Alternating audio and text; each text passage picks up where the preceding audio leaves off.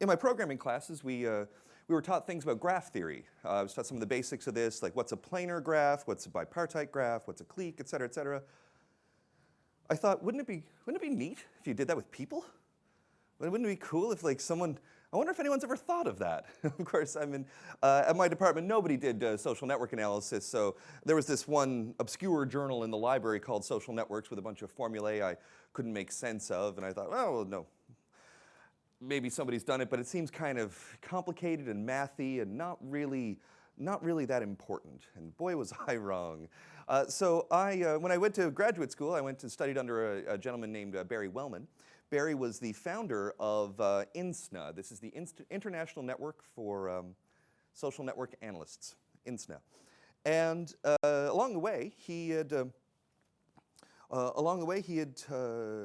I thought I was going to study technology with him because he's got a book out called Networked, and it's about technology, and he was doing all sorts of stuff on the internet and how the internet is not really a cyberspace out there, but rather it is more of a way of connecting and arranging our relationships to other people.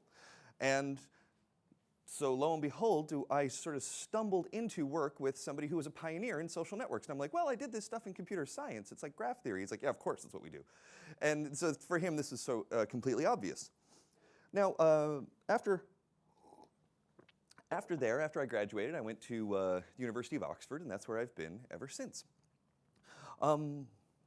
This class is an introduction to network analysis, and particularly to social network analysis, to structural analysis, but it kind of in my way. And to say it's in my way, that's to mean there are these two communities, if you will. There's the social network analysis community and the network science community. Now, the network science community has become considerably larger. It tends to be derived from the physics community. And the social network analysis community tends to be derived from sociology. Now, the two of them are not so separate. But there does seem to be not a huge amount of overlap between the two. However, network science as a practice tends to be more relevant for those that are doing work in big data, high dimensional data spaces, longitudinal networks, but it really varies. So today I'm going to give a flavor of social network analysis that's been very much informed by network science. Now, for some people in social network analysis, the network science principles are a bit sort of different or far apart from themselves, but for me they're kind of second nature. I mean, I learned graph theory in computer science before I learned that it was a sociological concept. The first book in networks that I was given by sociologist Barry Wellman was Duncan Watts's 6 Degrees. And Duncan was a physicist who then was hired into a sociology department at Columbia before moving on to work at Yahoo Research and ultimately Microsoft Research. And I'm pretty sure he's still at Microsoft New York there today. So I'd kind of understood both of these. And, you know, I'm also, I guess, what do we call us, Zennials? I'm not quite a millennial, not quite a Gen X, sort of in between. I'm in this period, like those people in their late 30s who kind of grew up with the internet coming, but it wasn't there when we were in high school. It wasn't really there in junior high. I didn't have a Facebook page before I was 12, but I kind of saw this internet coming. And as I saw it coming, what we also see is this onrush of digital data. And the digitization of everyday life has led us to want to think about kind of the core issue in social science. What? No? Nothing? Okay. A core issue in social science that's now, which we can now kind of understand with a little more granularity. Now, in social science, perhaps the core issue is how to understand the relationship between micro-level behaviors and macro-level phenomenon. We know that there's institutions. We know that there's nation states. We know that there's culture. But these are very abstract and large principles. What is culture? It's like, you know, it's very easy at first to say, well, my culture is my heritage, or it's how I cook, or it's the way I behave. But then you think, no, maybe those are all things on different scales. And how are they learned? How is it transmitted? What do we do for boundaries? What does it mean to be British, for example? What does it mean to cook a certain kind of food? What is authentic about that? It's very micro-level stuff. But then at the same time, those kinds of food, let's say I'm trying to cook Canadian food, which is not really very exciting at all. Like maple syrup and bacon, I suppose. But, no, I'm from Newfoundland, and so Newfoundland has its own distinct culture, but that would be Newfoundland's culture. Now, how was that transmitted to me? Did all of Newfoundland get together and decide this is what it is? No, there's structures involved. We used to always talk about that metaphorically. You know, oh, there's these notions, there's sentiments, there's storytelling. But now we're trying to do that with a little more granularity, a little more specificity. And instead of just saying that there's these macro level features, institutions, societies, that feed into micro level behaviors, that we act at the micro level, that feed back at the macro, we can now do that with more specificity. Instead of saying, look, there's just this array of people, denizens, all, you know, unsorted, incoherent in some way. These are actually thumbnail photos from the people who, I guess around 5 or 6 years ago, liked the Radio 4 page on Facebook, and this is their profile photos. I did some research with a high school student for BBC's So You Want to Be a Scientist. And this would be well back in the day, I guess 5, 6 years ago, yeah, Nina Jones. So we looked at what was, who was smiling in these photos, who was happy, what did they put in them, when did they put their self in. But these are all meant to be independent. And we did, because they're all seen as independent, different separate people, we did an OLS regression, or actually I think we did a logistic regression on the odds of them smiling in the photo or not, and what sort of features would lead to someone having a profile photo where someone was smiling. And this is sort of classic, classic regression-oriented techniques. You know, you have some sort of space of data, and you have some sort of sets of cases that you think are independent, and then you want to predict whether those cases lead to some outcome. And if it's a logistic regression, what we're doing is predicting a binary, yes or no. Did they do it? Did they not do it? In a linear regression, of course, you predict some sort of proportion, some sort of line in this data space. You know, as this increases, that increases. But the whole premise of that is that these are all independent cases, presumably that we've sampled from some distribution, and so then we can model them in that way. But this is not how those people are. This is not how people actually are. This is just how our sample is. Around the same time, this is what Facebook looked like in a different view. I mean, these aren't just the Radio 4 listeners. These are actually a sample of 10 million ties on Facebook, I believe in 2010. And this is the edges between them that have been rendered as a visualization. And what's nice about this visualization is that it shows, well, Facebook is pervasive. We're going to get a bit critical about Facebook later, but for now, let's just think of it as an amazing, incredible data source. Facebook is pervasive. People have ties across the world. When you geocode these ties, it actually shows, in some ways, a representation of the world. So that's pretty powerful. That with 10 million friendships, you can start rendering a map of the world that is not perfectly faithful, but pretty reasonably faithful to many aspects of population density around the world. Now, there's a caveat here. It's not really perfectly representative of the world. It's not like the brightest spots here are the brightest spots of population. The most populous country in the world, China. Second, very close, India. Represented in wildly different ways on this map. Well, first of all, Facebook is not available in China. They use WeChat there instead. At the moment, actually, it's going through some pretty turbulent issues that are really going to be of consequence, absolute geopolitical consequence, as WeChat is moving to a real name space. You're only supposed to have one account on WeChat, and that account is supposed to represent your proper name or your given name or your legal name, which kind of weds your online behavior to an offline identification of the self. So it's really, really consequential stuff. But it's not Facebook. I mean, Facebook have a real name policy as well. Sometimes it's been enforced more authoritatively than others, but nevertheless, we get a map like this. And what we get here is a sense of social structure. We get connectivity happening. You can see dense amounts of connectivity between North America and Europe. We see places that are absent on Facebook, Russia, China, because of state-level intervention, perhaps, also because of disinterest. So this actually tells us in some ways a little more from these connections than what we can from this sort of independent look here. Well, it depends on whether you do computer vision, I suppose. But these sorts of structures at this wider level are not the only way in which we can look at social structure. We can also bring that down.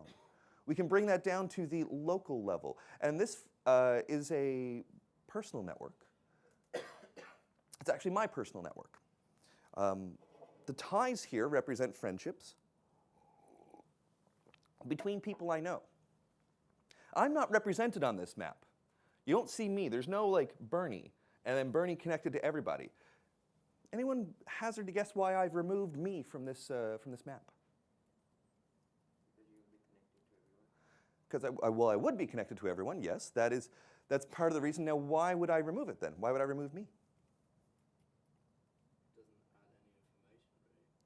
It doesn't really. No, it doesn't really.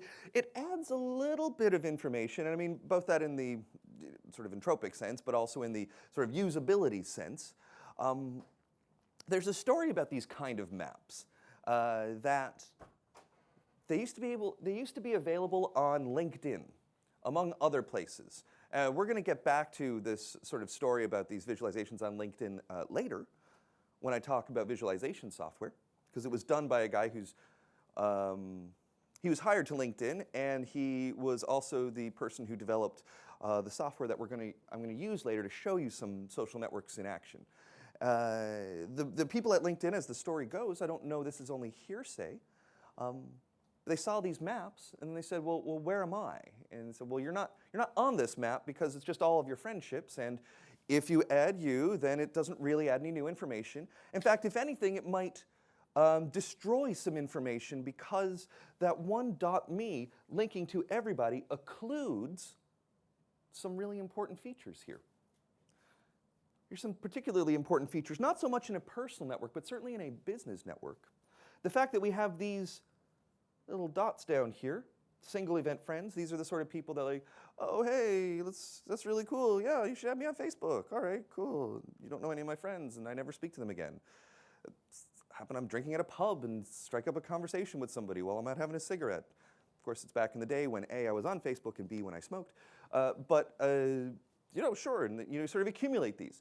Now, in network analysis terms, these people here are called isolates. Isolated, isolate. If I am linked to every one of them, then what it's going to do is it's going to occlude the fact that there's, 12 odd isolates here. Now, in a business context, that's really relevant, because that means there's 12 people that I know or know sufficiently to have added on LinkedIn that don't know anybody else in my network. That could represent an opportunity. Similarly, if my network had two different, very clearly distinct partitions, the fact that I'm the only one that connects those partitions is of relevance. That's of relevance to me. That gives me a sense of leverage.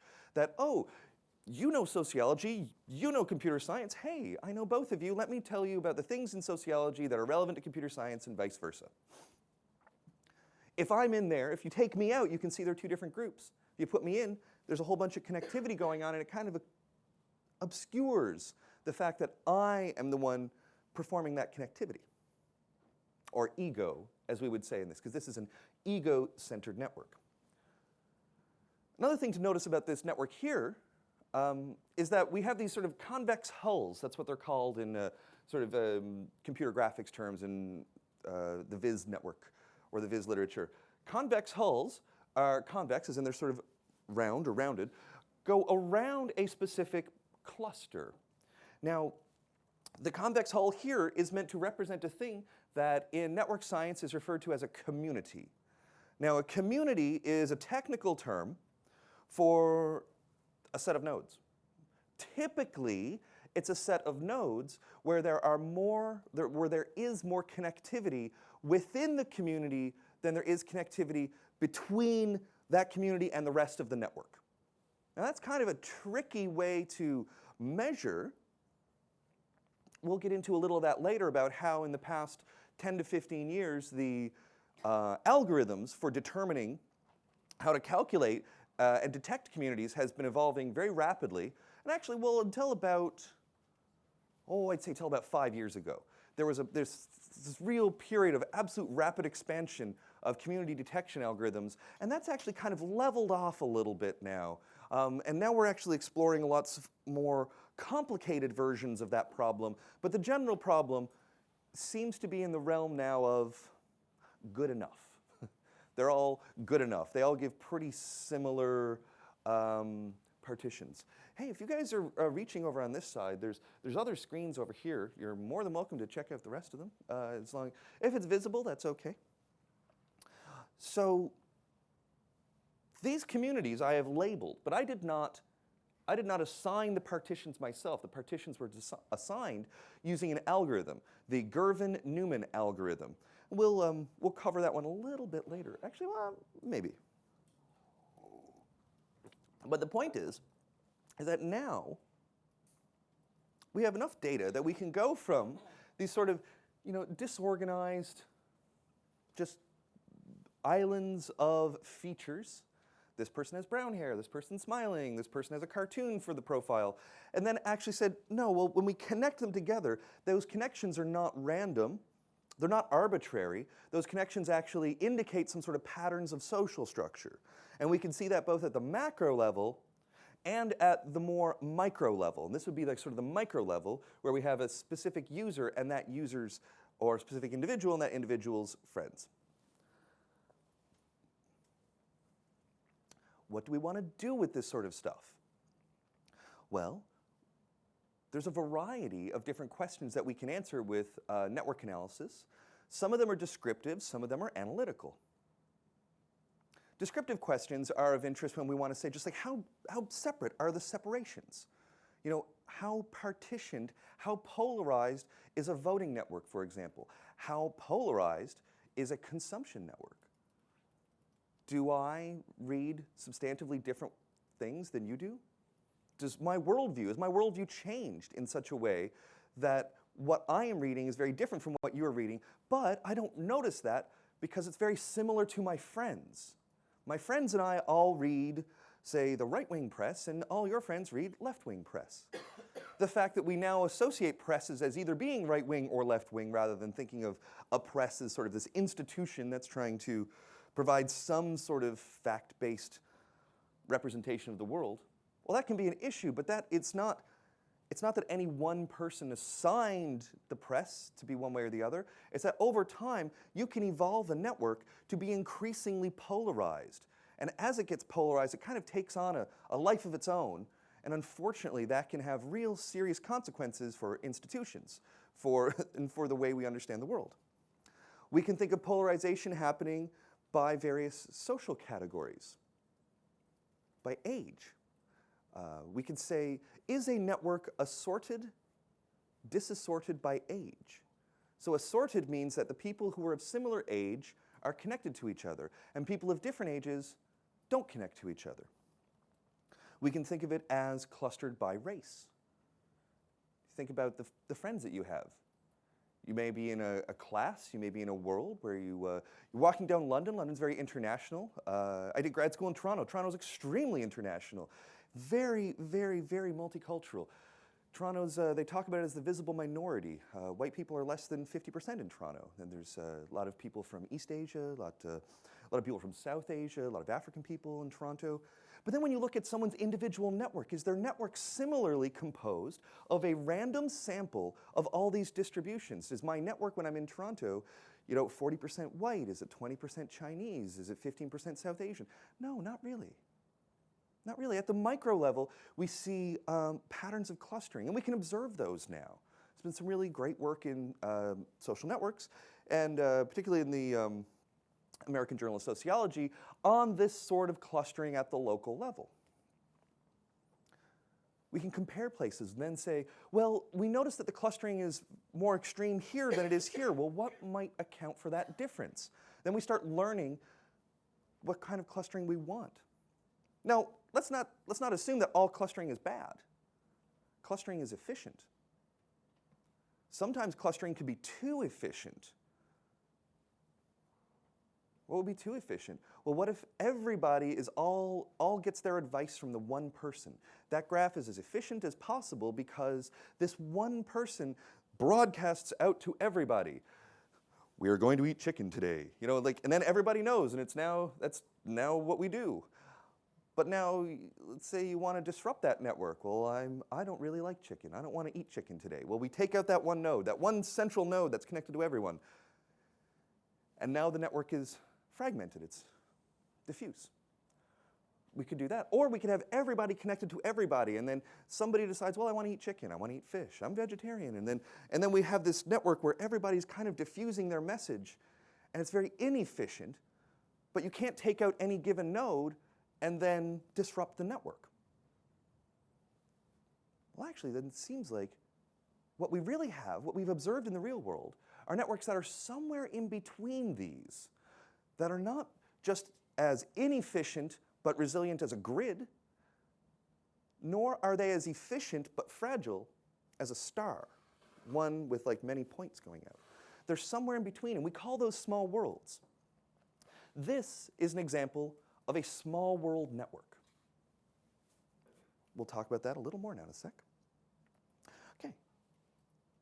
So now today's menu. First off, I assume most of you are here at the Turing, so you know this. Anybody? Any visitors? Any visitors? Okay, excellent. Well, the toilets are back through the kitchen. Do you guys know where the toilets are? It's all the way back. It's really far, so if you got to go, wait till break. We got a generous break today, 15 minutes or so, thereabouts. It'll be in about an hour, I guess. It's all the way back there, though, and then you go around and see some signage. Fire alarm, if it goes off, it's not a drill. Okay, that's important. The back door in the event space is not an exit route. No, we go fire exit, follow that sign, go out through the front. And Wi-Fi access, if anyone needs Wi-Fi. The password and username are on the column in the middle of the room. Okay, well, there we go. If anyone needs the Wi-Fi, otherwise use EduRoom. Okay. Oh, and this is being live streamed. So hello to anybody who's watching, listening. I'm sorry I can't really engage as much as I'd like for the remote users. But we still want to be considerate to the remote users. And one of the ways we can be considerate is by ensuring that if you have a question, that they can hear that question as well. So if it's a brief question, I can restate that question, simple enough. If it's more of like if it's a substantive question, we have a microphone. We would like you to use that microphone. Just raise your hand. It's okay. We're not in too much of a rush today. If we don't get through it all, it's okay because we can't get through it all. I mean, this is a huge paradigm of research. I'm just trying to give you guys today a little bit of literacy in this so you can seek out a topic yourself.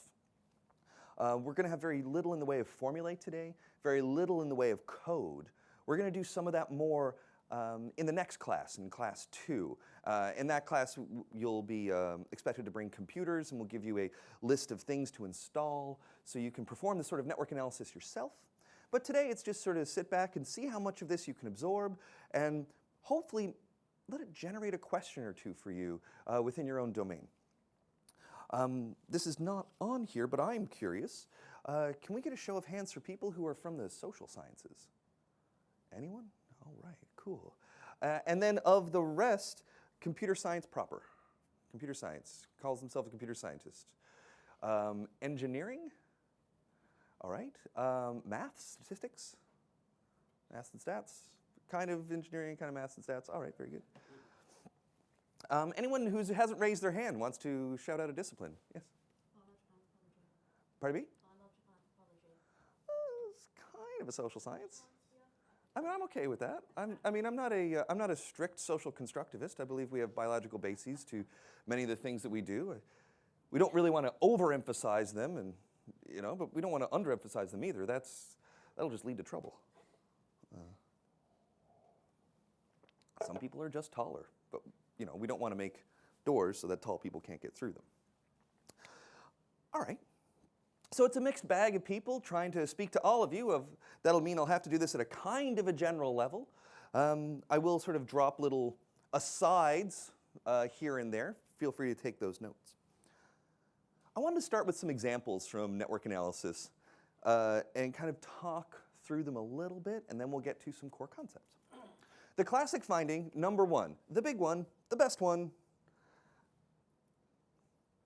the siren call that launched 1,000 ships, is The Strength of Weak Ties by Mark Granovetter.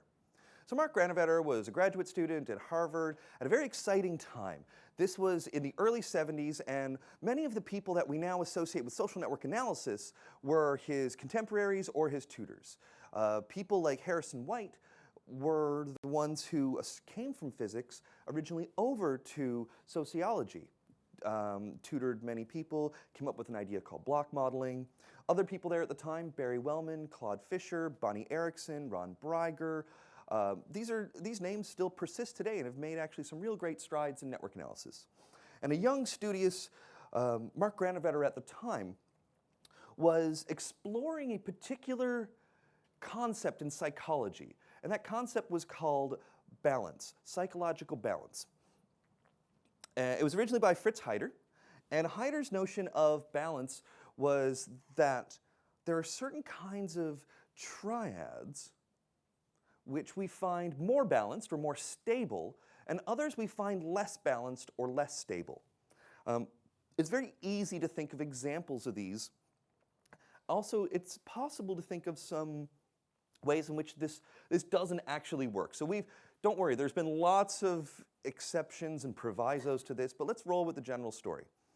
I like bananas.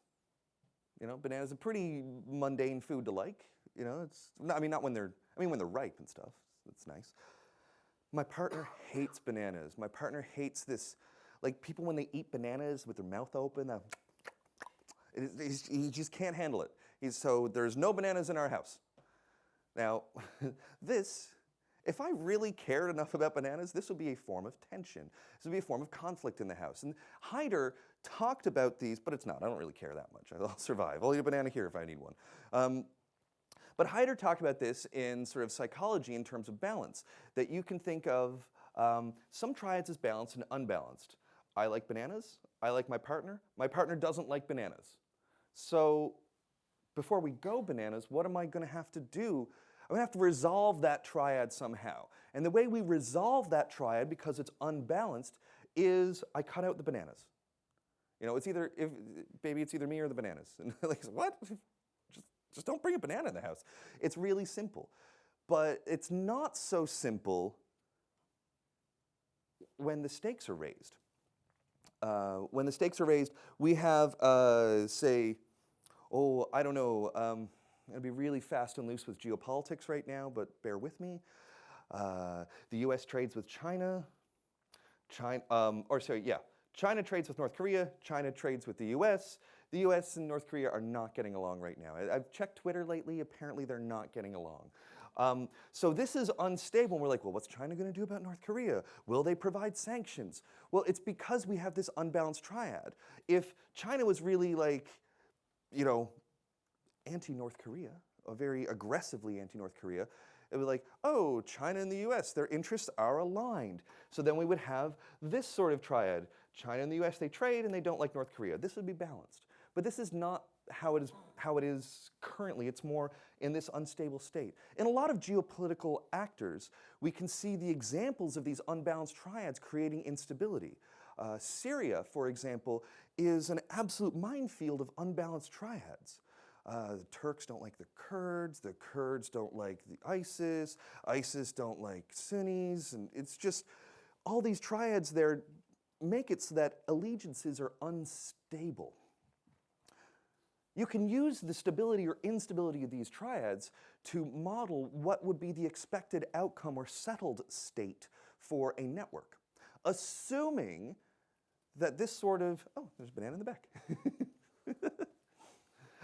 Assuming that this is how this operates. And this is not how it always operates, but it tends to be a way in which networks operate. Well, now Granovetter kind of took this a little way and said, well, what if it's not so extreme as love or hate, but more like, I really like this person, and these people don't know each other. So it's instead of like negative and positive, it's more like positive and neutral. So then we get something like this. We get this emergence of triadic closure. And triadic closure here says that, like, well, Al and Don, Don doesn't hate Al. He's a colleague. It's not that important. It's okay. He's a friend. No big deal. But Don loves Barb, and Don loves Carl. Tend to be ABCD names for the nodes. But, so Don's like, oh, Barb, Carl. I feel like I should do this with a Boston accent, like Bob and Carl or something. But say, Don really likes them both, and wants, oh, you guys, if you met, you'd be like a house on fire. You would really get along. So he introduces them. And then Barb and Carl, they're like, oh yeah, actually we do have a lot in common. We both saw Blade Runner. We thought it was a movie. I haven't seen it, so I don't know. I'm assuming the critics seem to think it's long. But anyway, this is an example of triadic closure. They've got a lot in common.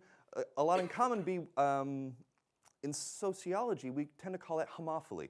Homo, philis, love of the same, or same love. So they have a lot in common, they agree with each other, they end up being really close friends. Well, what happens then? Well, they share a lot of information with each other. They share like, oh, well, oh, did you hear about this? No, of course I heard about that. Geez, who hasn't heard about that? Well, actually, Al hasn't heard about that. Poor Al the colleague, not a friend, a bit cut off. Well, you know what? Let's not discount Al, because Al actually has his own friends. And those friends are good people, and they've got information that Barb and Carl do not have. So this is the strength of weak ties, is how we have this emergence. I'll go back here. How this emergence of these sorts of clusters of people of like type that share the same information. Information kind of percolates in this, it circulates, sorry. Well, I mean, there are clique percolation models, but not for today. It circulates within these clusters right here and doesn't escape the clusters that easily. Now, obviously, we'd say, well, that's because there's more ties within than between. Well, yes, because we've now observed how a network emerges, how it forms where people of like type tend to cluster together. And then you get these pockets. Granovetter said, well, some things in life are not things for our closest ties. They're not just social support. They're not like a shoulder to cry on, but they're information from a generalized search. So generalized searches, we do those a lot. Where am I going to live? Who has information on a good place to live? Well, it could be Rightmove, could be my friends, could be somebody at the office. Where am I going to get my next grant? What about a postdoc? What about a job of any sort? Do you have a job? Well, yeah, I know about a couple positions that are open, but they might not be right for you. And so you see this sort of circulation of information where you have some people, strong ties, who all have kind of redundant information because they all know about this great job that opened up. These guys did, but these people don't know anything about that, and so forth and so forth. So Granovetter tested this, that the consequence of balance theory of these closed triads is that for some types of information, for some types of network activities, our weak ties are more useful than our strong ties. And he first did this with a survey of who did you get a job from, and were they a close friend or a less close friend, and found that most of them were from less close friends. And then people were like, oh, that sounds like a really, really important finding. Is it true in a lot of circumstances? Well, we've got lots of caveats for that now. Here's one caveat. Alexandra Marin, in her dissertation work, she was looking at tech entrepreneurs and found that it's not entirely true in some areas of the tech industry because people wouldn't tell their weak ties that they knew about a job because there was some sort of reputational risk that, like, I'm not just going to tell somebody that there's a job available because they ask. That's, if that person needs a job because they screwed up their last job and they come to me and say, hey, do you know about a new position? I'll be like, no. Not really. Oh, I mean, there's this one, but it's not really right for you. No. Because they don't necessarily do that. Another one is Yanji Bian, this is about 2 decades ago, talked about indirect ties and how for some kinds of jobs, it's not about specialization. It's not like finding the right job. It's about anybody could get this job. So I want to make sure that I give it to somebody that's going to be of value. And these would be Chinese party memberships. And so there were party memberships at the state level where, or like a can't remember, not a whole province level, but like sort of smaller. I can't remember what what we called that. But that the people who knew about these jobs would give them to their strong ties, because it didn't require a specific qualification to be the party member for this like local area. But if you have that job, then that's a solid job. So you're not just going to tell any old weak tie that there's a job available. You're going to let people know. And that paper is bringing the strong ties back in, indirect ties and job seeking in China. But overall, what's nice about this is that it actually presaged, of Granovetter, is it actually presaged our notion of small worlds and how information circulates in these pockets and sometimes only reaches these bridges. And that as a strategy for searching for information, you've got to escape these local clusters to get outside of it. So second finding is the classic, the 6 degrees of separation. Anyone here has never heard that phrase before? It's possible. I was teaching a student in HCI who'd never heard the term cyborg recently. So I'm like, what? You've never heard of a cyborg?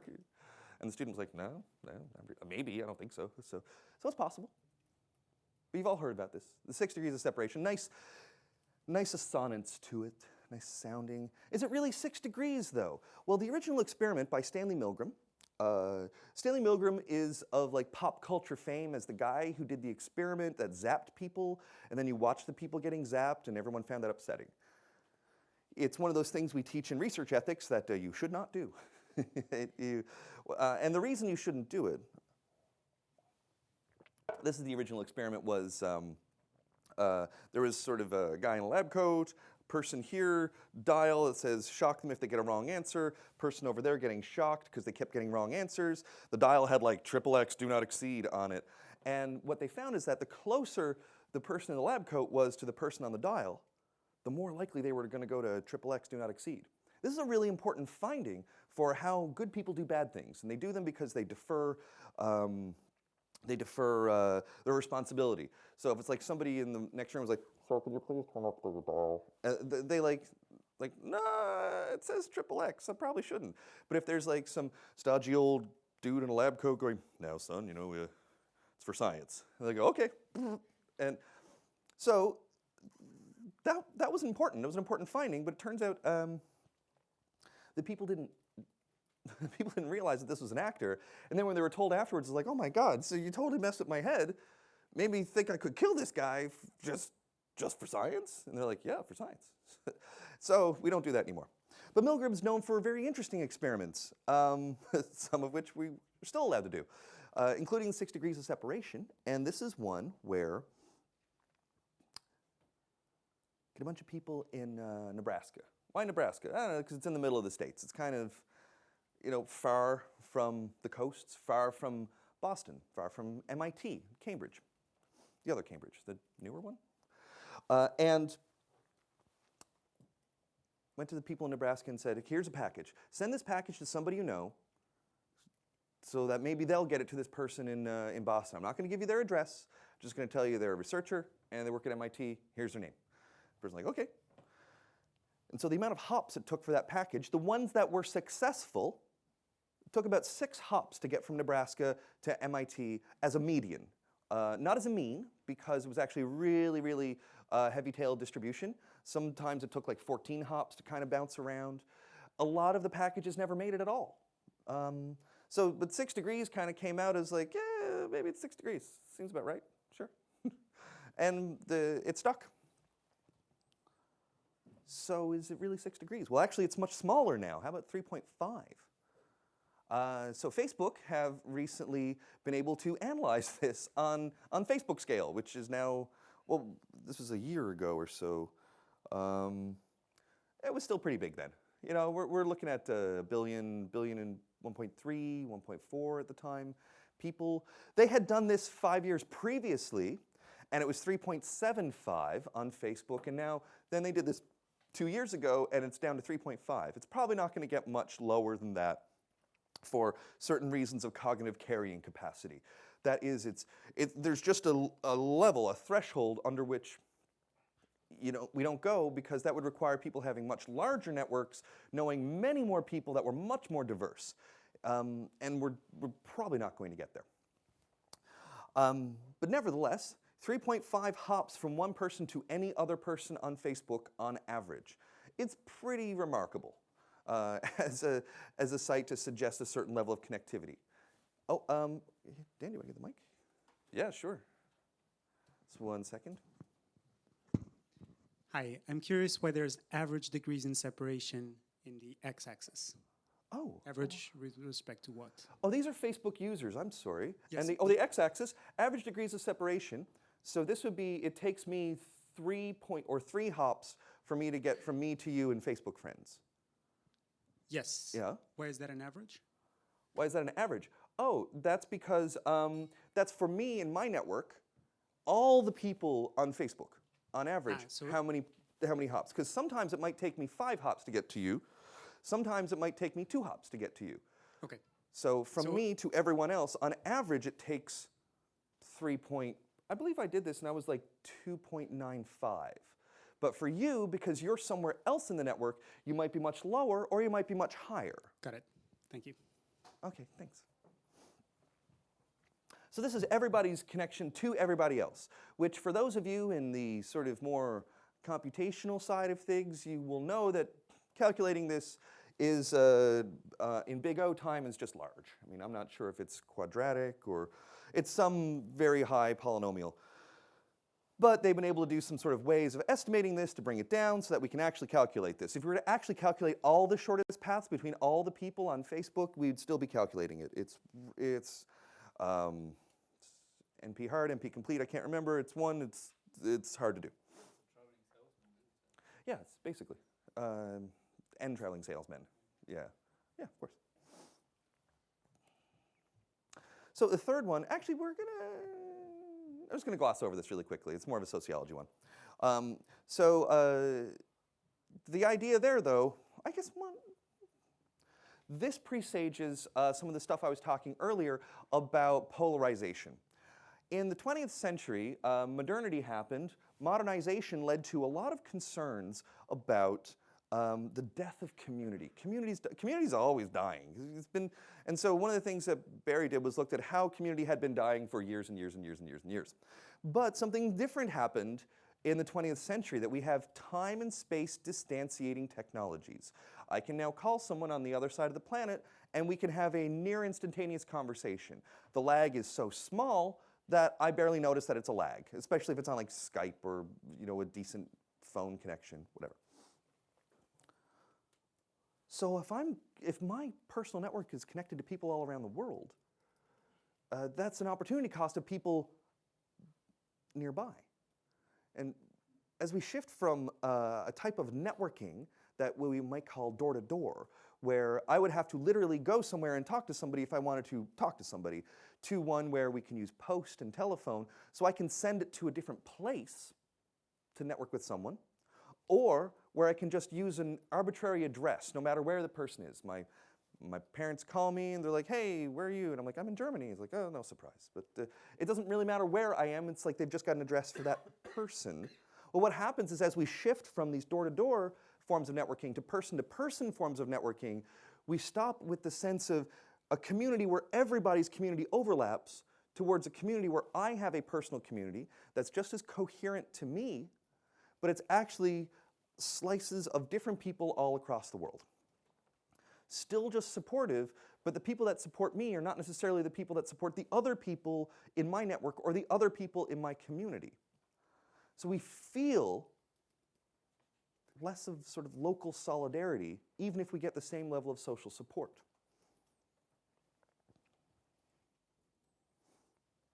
So now, back to, I'm not sure why I put that in there again. I know I did for some reason, but let's not worry about it now. Now, let's actually get into some of the ways in which we explore these with a little more technical introduction. So the first, foremost, and most important way to think about a node in a network is what we'd call position. I will be distributing these. There's like, I think on SlideShare or something, it's not perfectly recycled, I know, because if it was perfectly recycled, then I dreamt this morning. But no, I'm pretty confident that they're slightly different than other slides, but there are versions of this online, and these particular slides will be sent to you. I ask that you don't distribute them. That would be best. Position is a way of talking about a node in a network relative to another node. Now, nodes in networks are not, I mean, if a node is a person, it exists in space. We all exist in space. But the spatial arrangement of nodes isn't necessarily what we refer to as their position. Instead, we can think of their position in relational space. So I imagine some people here are friends with each other, but nobody here is friends with everyone else. That some people here are at the Turing all the time. Can anyone here identify someone who's like here all the time? Like that person's always at the Turing. See, the thing is, some people will be able to do this, other people won't, because they are in a different position in relational space. Some people are able to observe this social structure more effectively than other people. Myself, I'm at the Turing like once every month, 2 months. I'm not here that often. You're welcome to come to Oxford, hang out with me. I'm on email sometimes. Well, we can describe position using a number of metrics, but the basic one is just counting the number of links. The links we would call edges if they're symmetric, arcs if they're asymmetric. An arc might be like a Twitter follower. Because I follow someone on Twitter, you don't have to follow me back, and vice versa. An edge is kind of like a state. We share a state. We share a friendship. We know each other, which is different from I follow and then they follow. If we have an undirected network with edges, then we would say the number of connections incident to a node is its degree. It's considered degree, straightforward. If we have directed networks, we would talk about in degree and out degree. In degree and out degree are relevant, and they're not necessarily the same. Some nodes can have really high in degrees. Some nodes can have really high out degrees. A node that would have a really high in degree would be a hub. A node that would have a really high out degree would be an authority. This is John Kleinberg's sort of nomenclature here. And he has ways of talking about hub scores and authority scores. So on the web, we can think of different websites that might be hubs and authorities. Any thoughts of what sort of site would be a really high authority on the web, as in a really high out degree? Should be a couple, shouldn't be too hard to find. Like travel advisories that come in from the government? I'm not sure how high an out degree that would be. That sends information. I mean, an authority in the sense of authoritative because of its parsimony with the real world. If the government sends out a travel advisory or something, we assume it's related to the real world. But in terms of the network structure, it might not be sending it out to many, many channels. Certainly, no, I wouldn't say that either. Who said Google, though? Google. So the BBC or the New York Times might be a hub in the sense that a lot of people will point to the New York Times. They will point to that source. Whereas Google sends a lot of information out. You go to Google, you go out to billions of websites. As opposed to Amazon, Amazon doesn't really send a lot of people out, but a lot of people point to Amazon. A lot of people point to the BBC. A lot of people point to the New York Times. So we can think of a hub and authority in those ways. It's covered in the chapter I give. But the point is that the web has these different structures because the web itself is undirected. Now, many websites point from Google or are pointed to from Google. Not that many point to Google. It doesn't really make that much sense to point to a search engine. There's the sort of condescending, let me Google that for you kind of websites. But no, for the most part, it's Google, really high out degree. Other places, very high in degree. My website, my personal website, really, really small, out degree and in degree.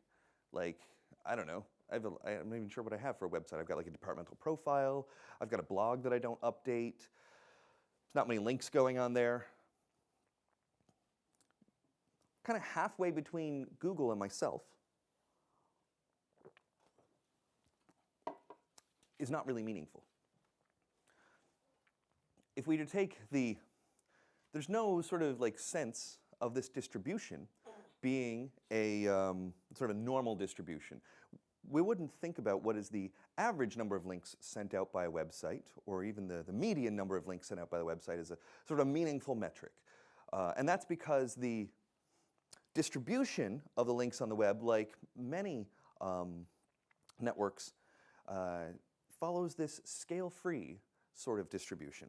As we can see this here, that a scale-free distribution, and this is sort of just a stylized graphic of this that I ripped off of Wikipedia. That's what it's for. Creative Commons and so forth. In this stylized graphic, we show that, well, it sort of indicates that we can have, say, like this would be some sort of heavy-tailed distribution right here, like a log normal, something like that, maybe. And it's, this is the sort of degree distribution you get when you take a whole series of nodes and you just randomly add links between them. And you can randomly add those links with some probability.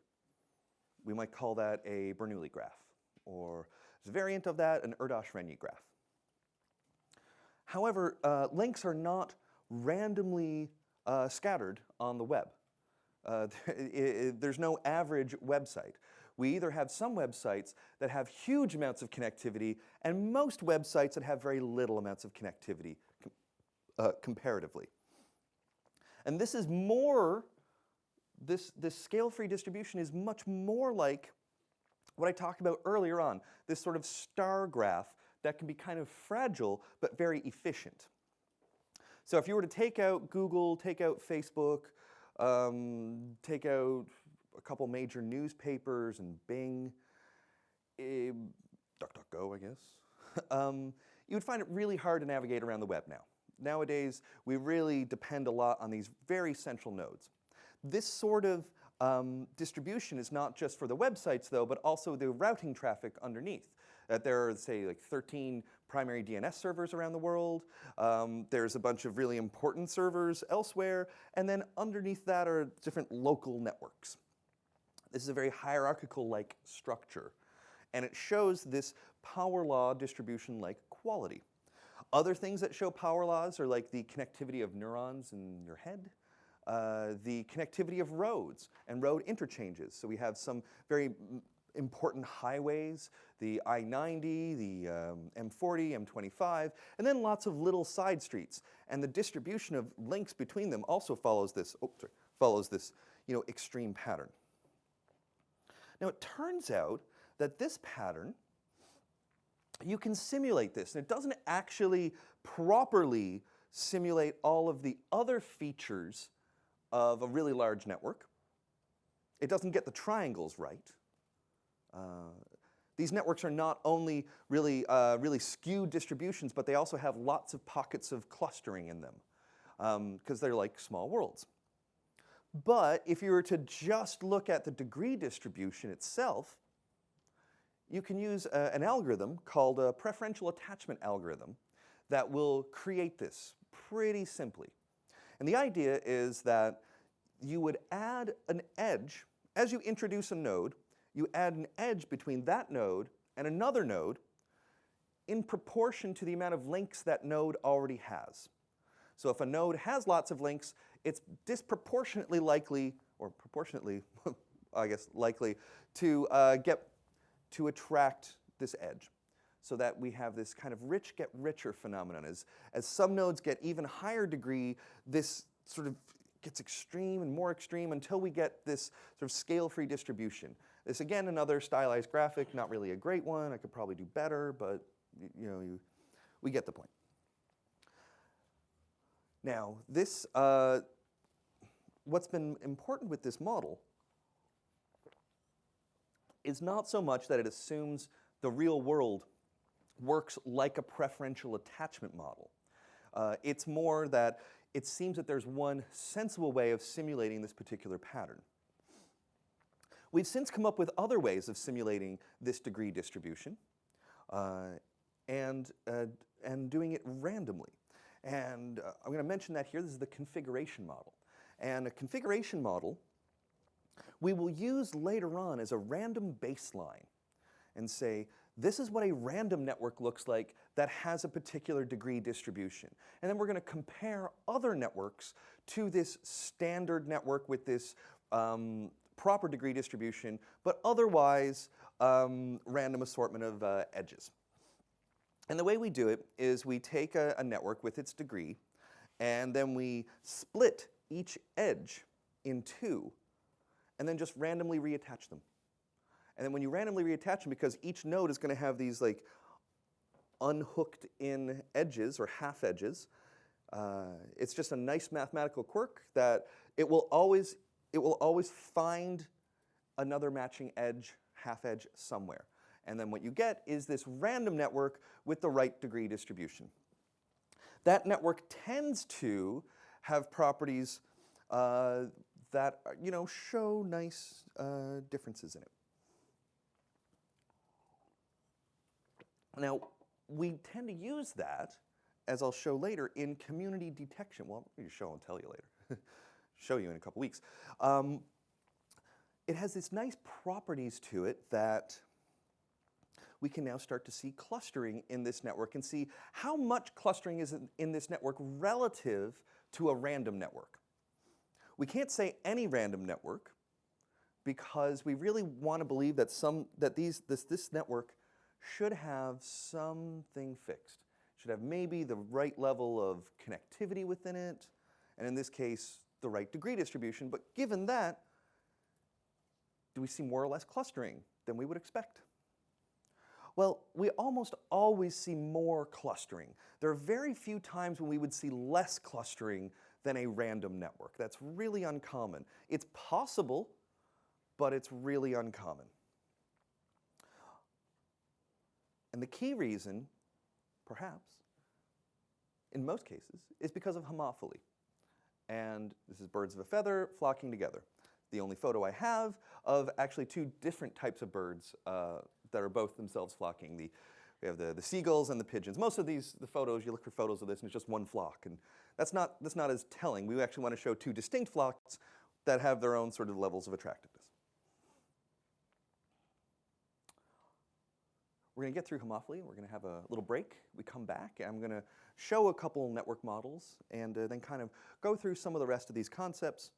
We'll have a little bit of time at the end then for discussion. So homophily, individuals of like type are particularly prone to linking to one another. The trick is not finding homophily. Homophily is everywhere. The trick is finding the right level of homophily. So baseline homophily is how much homophily you would expect by chance. Just you shake up a series of nodes, something comes down, you're going to see if you have a room, for example, that you shake down, 80% of that room is female and 20% of that male, and everybody has 5 ties, well, we would expect there to be more ties among women than there would be between women and men. But that's simply because there's more women in the room, or vice versa. If we had more men in the room, we would expect more ties. But is that what we see? Well, actually, we tend to see gender being a very strong form of homophily, such that men are preferentially likely to link to other men and women preferentially likely to link to other women in friendship networks, more so than we would expect given the amount of men and the amount of women in the room. We also see that again by race, we see that by age, and so forth. So that's what we would call, some have called, inbreeding homophily. More homophily than you would expect by chance. There's a really fascinating documentary. The name of it eludes me. It'll come back to me. I think it's like 5 Steps to Tyranny. It's like a panorama documentary from around 15, 20 years ago. And what they show a lot of these sorts of observations from psychological studies, and one of which was a teacher who did this thing with her class, where she was showing how you can induce polarization.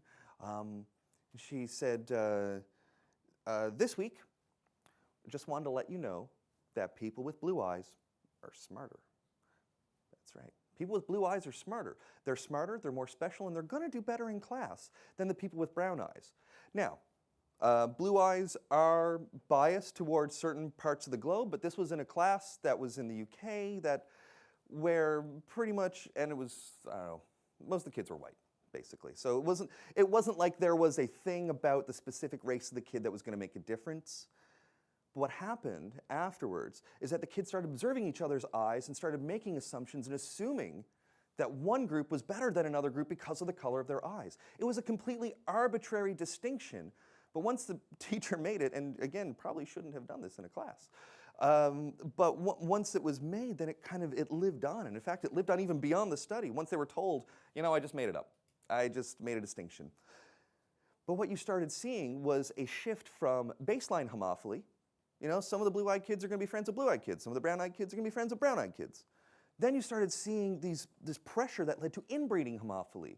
And then all of a sudden there's this sort of selective pressure or repulsion, either attraction or pushing away, that led to more clustering in the class just by making this distinction.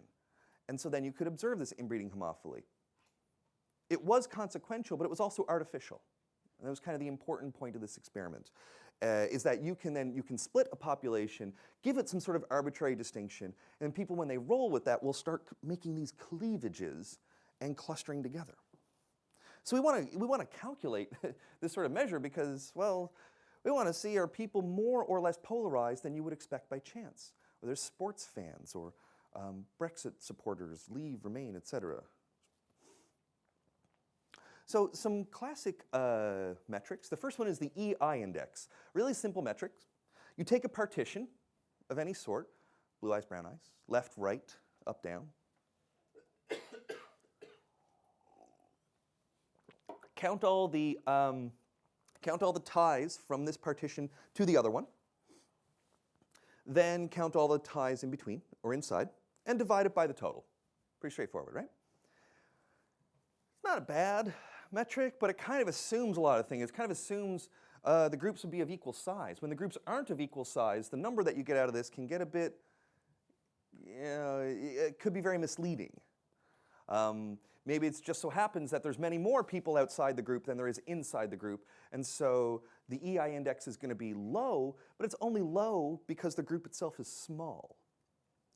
So Ewell's Q is an example of the EI index that's normalized by the proportion in the same in the different category.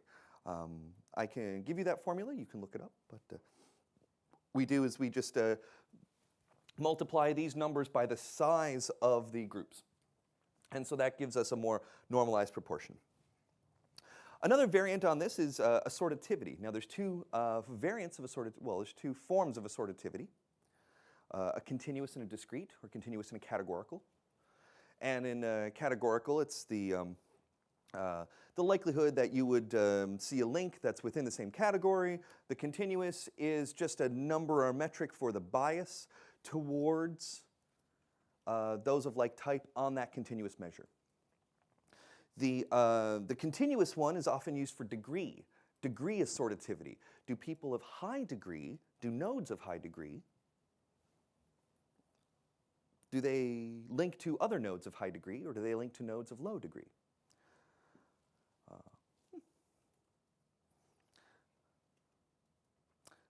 Mark Newman in 2003, this is 2003, yes, published an article in Siam Reviews, Mark Newman, Siam Reviews, 2003, for those checking.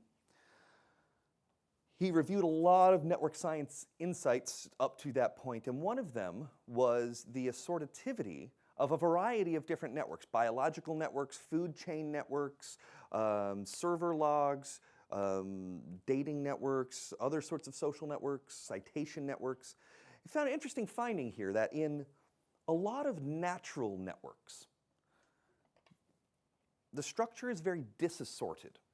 you have a lot of hub and spokes going on. You have a lot of like one core spinal column extending to lots of small nerves, or one major junction and the junction is connected to lots of small things. And so there's not like two junctions that link to each other and then more so than the little ones. The network is disassorted. Those nodes of high degree tend to link to nodes of low degree. Human social networks, for the most part, quite the opposite. Those of high degree link to others of high degree. People who have lots of friends tend to link to other people who have lots of friends. There is, in fact, a statistical quirk here called the friendship paradox that says, on average, your friends have more friends than you do. Sorry, guys. Math being a bit of a bummer first thing Monday morning, telling you your friends have. It's true, though. And it's because of the way the network is structured. Most people will link to someone of higher degree than themselves. And this has more recently been shown by some researchers. I can't remember the names other than Farshad Kooti, Kooti, and his colleagues. And this was published in ICWSM, International Conference on Web and Social Media, 2013, 2012, showing that on Twitter, not only does the friendship paradox hold, it's extremely strong, not just for following, but also for tweeting and liking. Those things that, those people that you follow, more people follow them than average. The ones who, the people who get more retweets, or people that you retweet get more retweets than you do. The people whose statuses you like tend to get more likes than you do, for just about every metric you can conceive of. And so the friendship paradox is really endured. It was originally introduced by Scott Feld in the American Journal of Sociology. I think it was in 1990. So these are nice descriptive measures that we can use, and then we would ask, well, what leads to that sort of, what leads to a network being assorted or disassorted? What leads to homophily of one kind or another? But not just at the micro level. Once we see this homophily emerging, it actually gives rise to these larger formations that I mentioned earlier we called community. So clusters of nodes tend to group together. Where there's more nodes within a group than between a group, we call this a community. Now, the sociologists have been very bitter for a little while about the fact that this is called community detection, because they're like, it's not a community. A community involves symbols and social support and all these like community stuff. And then the physicists go, yeah, but we needed a word. So we used that word, and that's what the word is. Sorry. In the end, it's just this is the difference between technical language and everyday English. It's just a word. We use it. I wouldn't ascribe too much baggage to this, although we do tend to find that structural communities tend to operate in many respects like what we would consider as a community or as a tribe or as some sort of social structural formation. This one in particular is a classic network in the network literature showing a really stark two-community structure. And we want to have a hazard a guess as to what this is. Anyone seen this before? No one's seen this before, okay? Have you seen this before? Yes. Anyone else? Yeah? It is, indeed. It's Democrats and Republicans. This was done by Lada Adamich and Natalie Glantz. Lada is currently at Facebook. She was at the University of Michigan before then. She worked with Mark Newman, Bernardo Huberman. Has done all sorts of really, really amazing sort of data sciencey stuff, and she's now does some of the coolest research at Facebook. But at the time, her and Natalie was at, I'm not sure where Natalie is now, but at the time she was at Nielsen Netmetrics, or Nielsen NetScan, whatever it was. Nielsen's way of looking at traffic on the web. Nielsen, the ratings people. They labeled a whole series of blogs as right or left.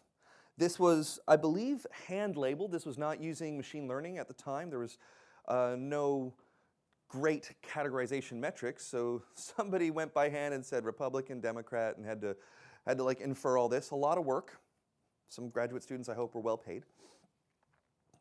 And then once these were labeled and then they visualized them in a piece of software called Guess. I really like Guess. It's not in use at all anymore, really.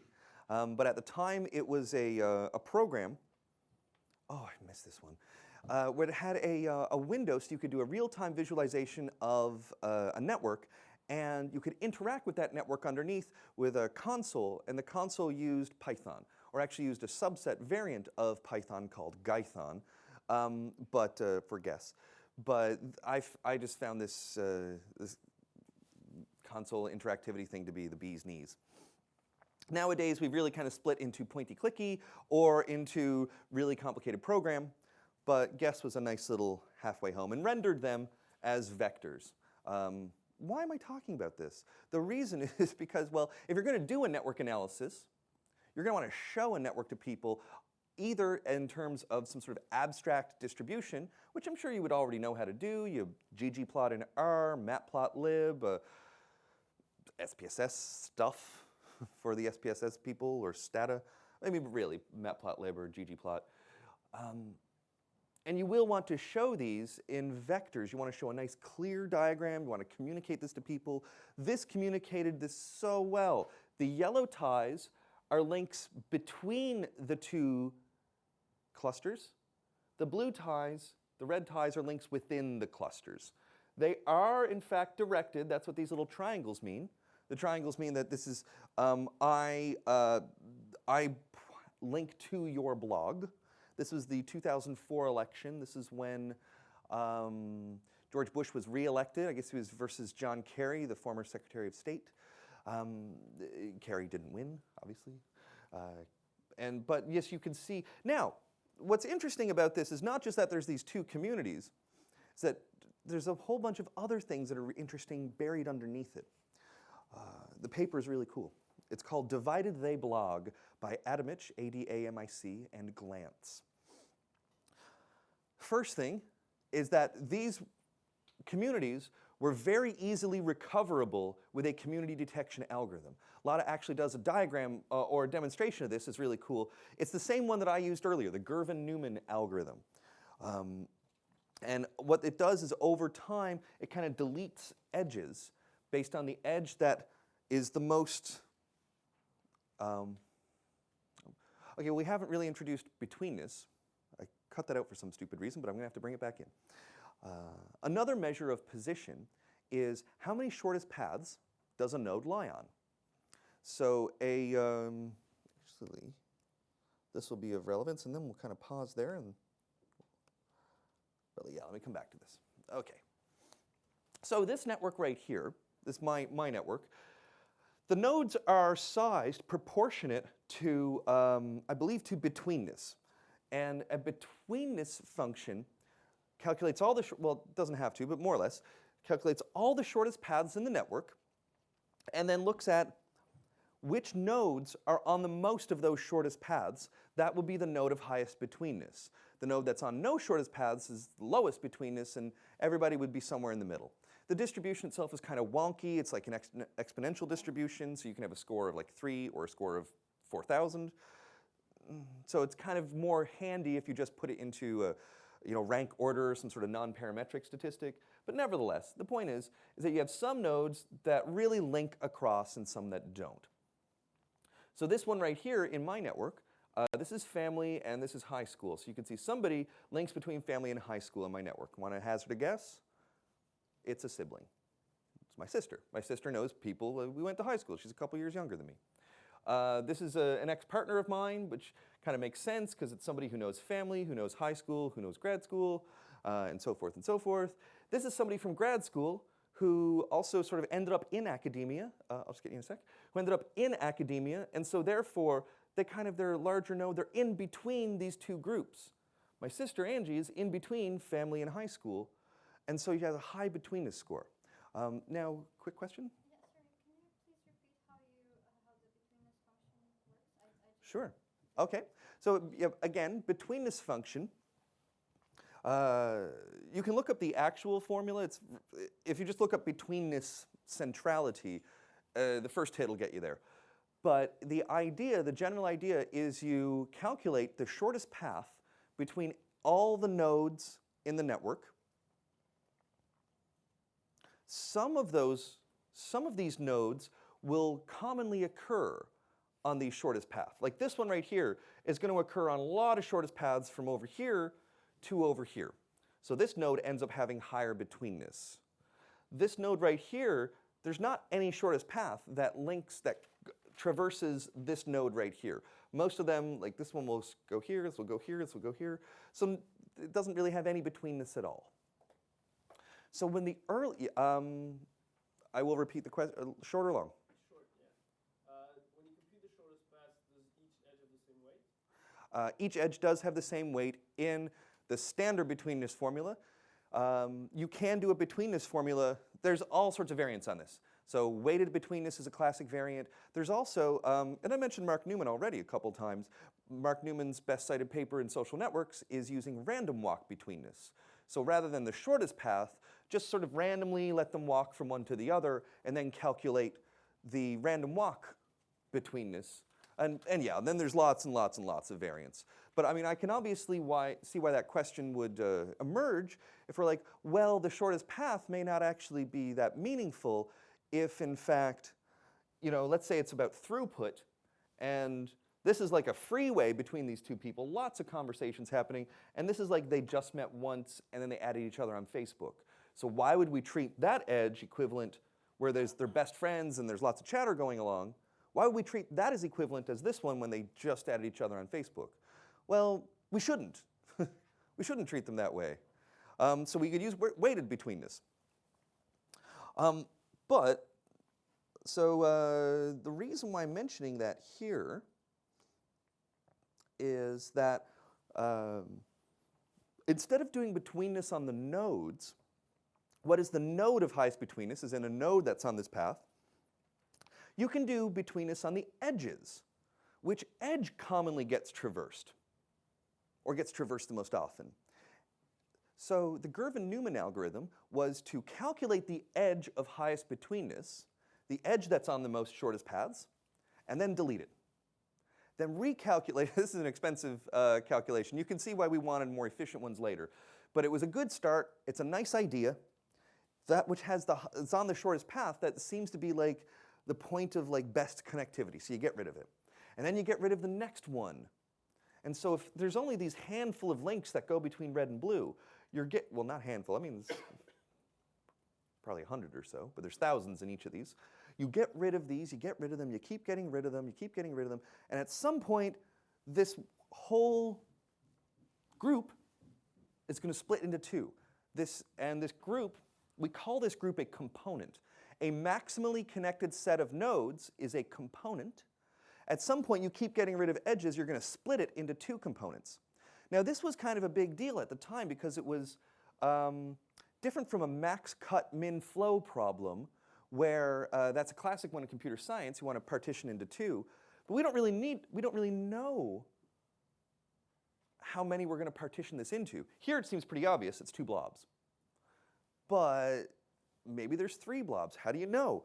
Well, now we need to come up with a quality function to determine what's the best outcome. Because otherwise, we could say, well, we'll just delete all the edges, and then we have n communities where n is the number of nodes. It's kind of trivial, but that's not really useful. Or we could say, let's just have one community. Well, what's the best way of doing this? And that's modularity.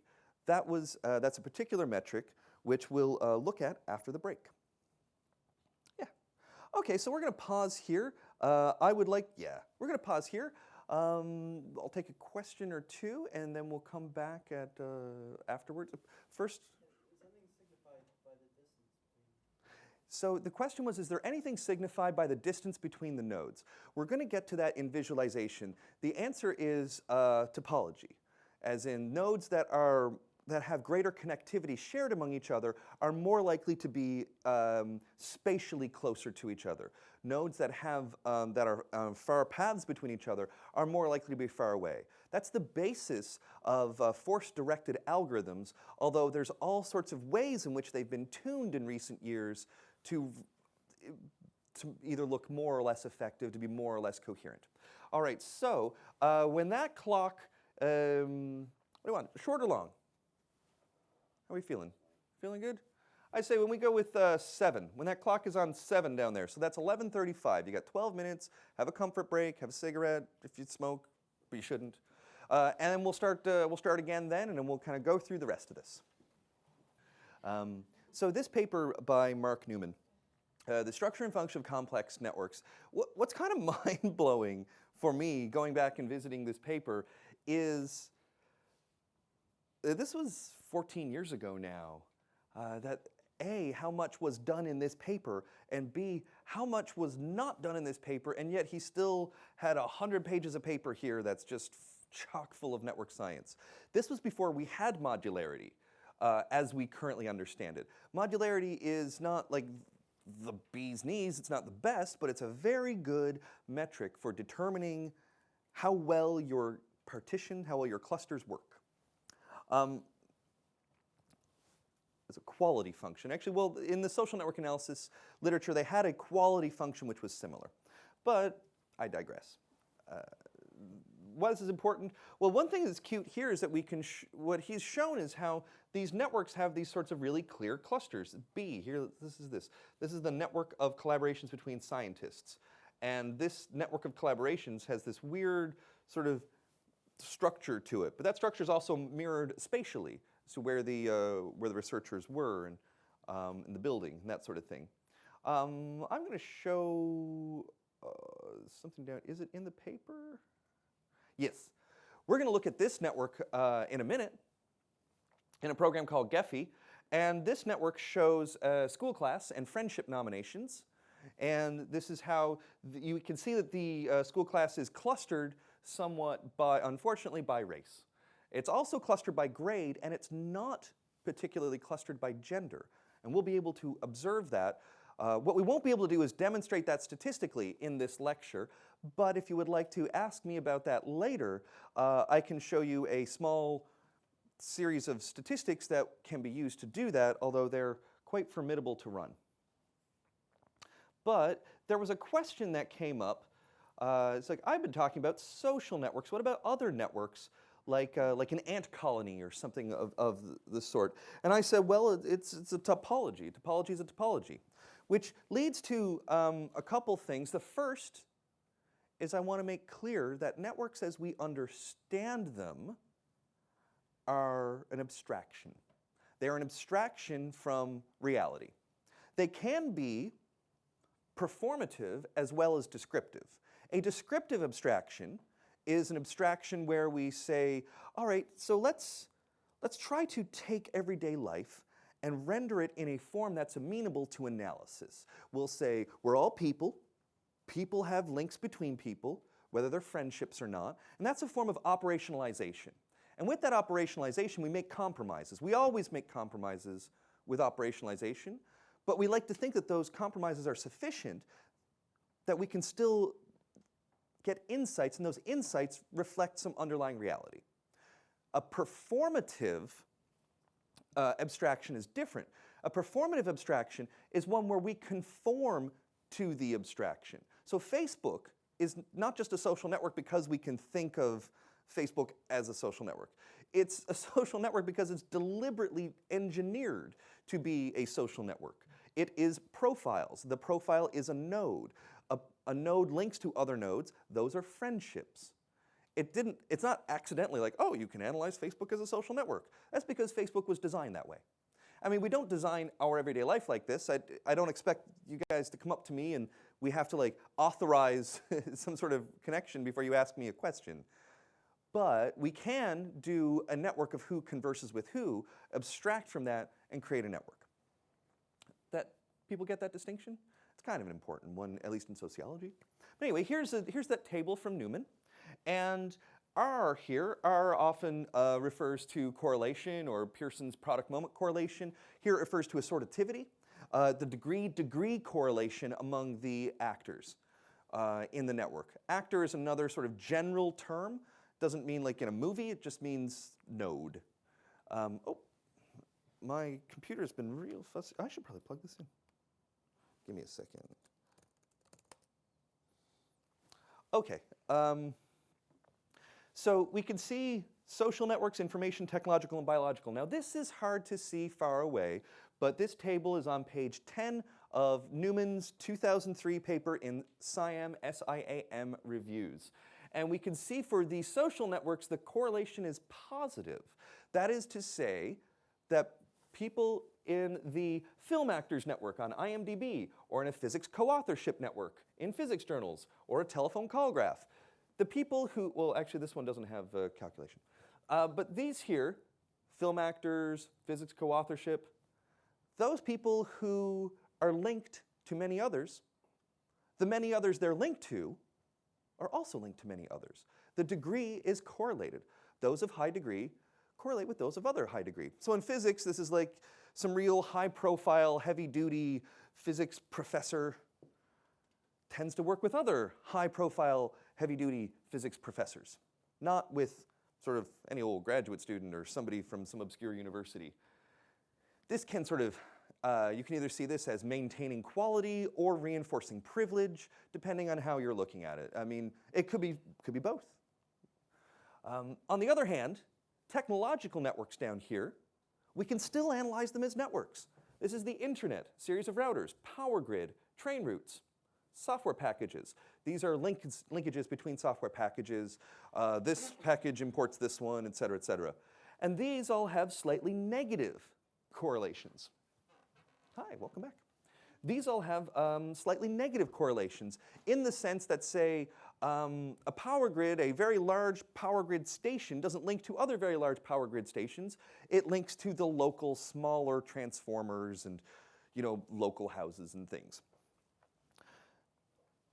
In biological networks, we see the same sort of thing. In a metabolic network, or network of cellular processes, of protein interactions, proteins interact with all sorts of other proteins in really interesting ways.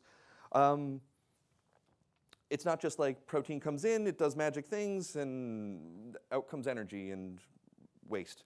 They really connect in all sorts of different ways, and these themselves are also disassorted. So we can use the same, and here's some other statistics. We're not ready for those yet, but they're later on. You can read them and you'll find them fascinating.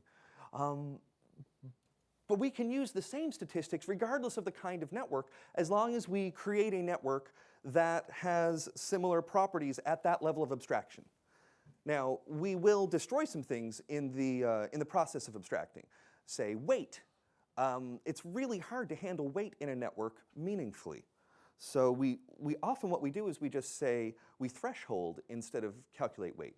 We don't go, well, there's 3 emails with you, and 20 emails with you, and 50 with you. We just say, let's take the network of people that sent at least 10 emails, and then just analyze that as a network. It's a bit lazy, but it gets most of the job done. The problem is when you take, when you use the weighted version, yeah, the calculations are different. They can be tricky. All right, so now the next thing I wanted to do, well, I wanted to show you guys some network software. But first I'll finish off a little bit on homophily here. We got lots of windows going, so all right.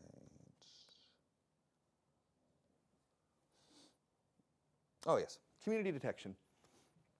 So the Gervin-Newman algorithm was an early form of community detection, but it was really expensive because we had to keep recalculating betweenness. And betweenness itself is really expensive to calculate. Traveling salesman problem, as it was pointed out. This is a slow one. It's a slow one to calculate. It's one of those NP problems. So we've come up with better ones since then that tend to abstract from this in nice, tidy ways. 2 important community detection algorithms that are worth paying attention to right now are the Louvain method, or the multi-level method, and InfoMap. infomap. The Louvain method takes a network and kind of like, metaphorically speaking, you could imagine what it does is it kind of like, imagine if you squint your eyes and it's a bit blurry. It looks for like these large clumps and then of high degrees of connectivity, and then unfolds out from these clumps so that it's starting to get clearer and clearer. And as the clumps bump into each other, then that seems to be where your communities end. Now that's kind of a loose, a loose bastardization of the formula, but close enough for the purposes of this lecture. Infomap takes a different route. Instead of going top down to the communities, it goes bottom up by doing a series of random walks from the different nodes. And a node, so until the random walk ends up back at a node. And so the areas of the graph that keep getting traversed in these random walks tend to be the same community, because it's very hard to kind of escape from here, randomly go here, and then escape back to here. It's much more likely to walk and then sort of stay within here, or walk and stay within here. And so that ends up allowing us to see communities. One of the bonuses about Infomap is that it does very well with directed networks, and it also does very well when we want communities that overlap. It's not just the case that some people are Republican or Democrat, left or right, leave or remain. There might be well, no. But there might be advantages to thinking about overlapping communities. The problem, however, is that they're really hard to analyze as well as describe.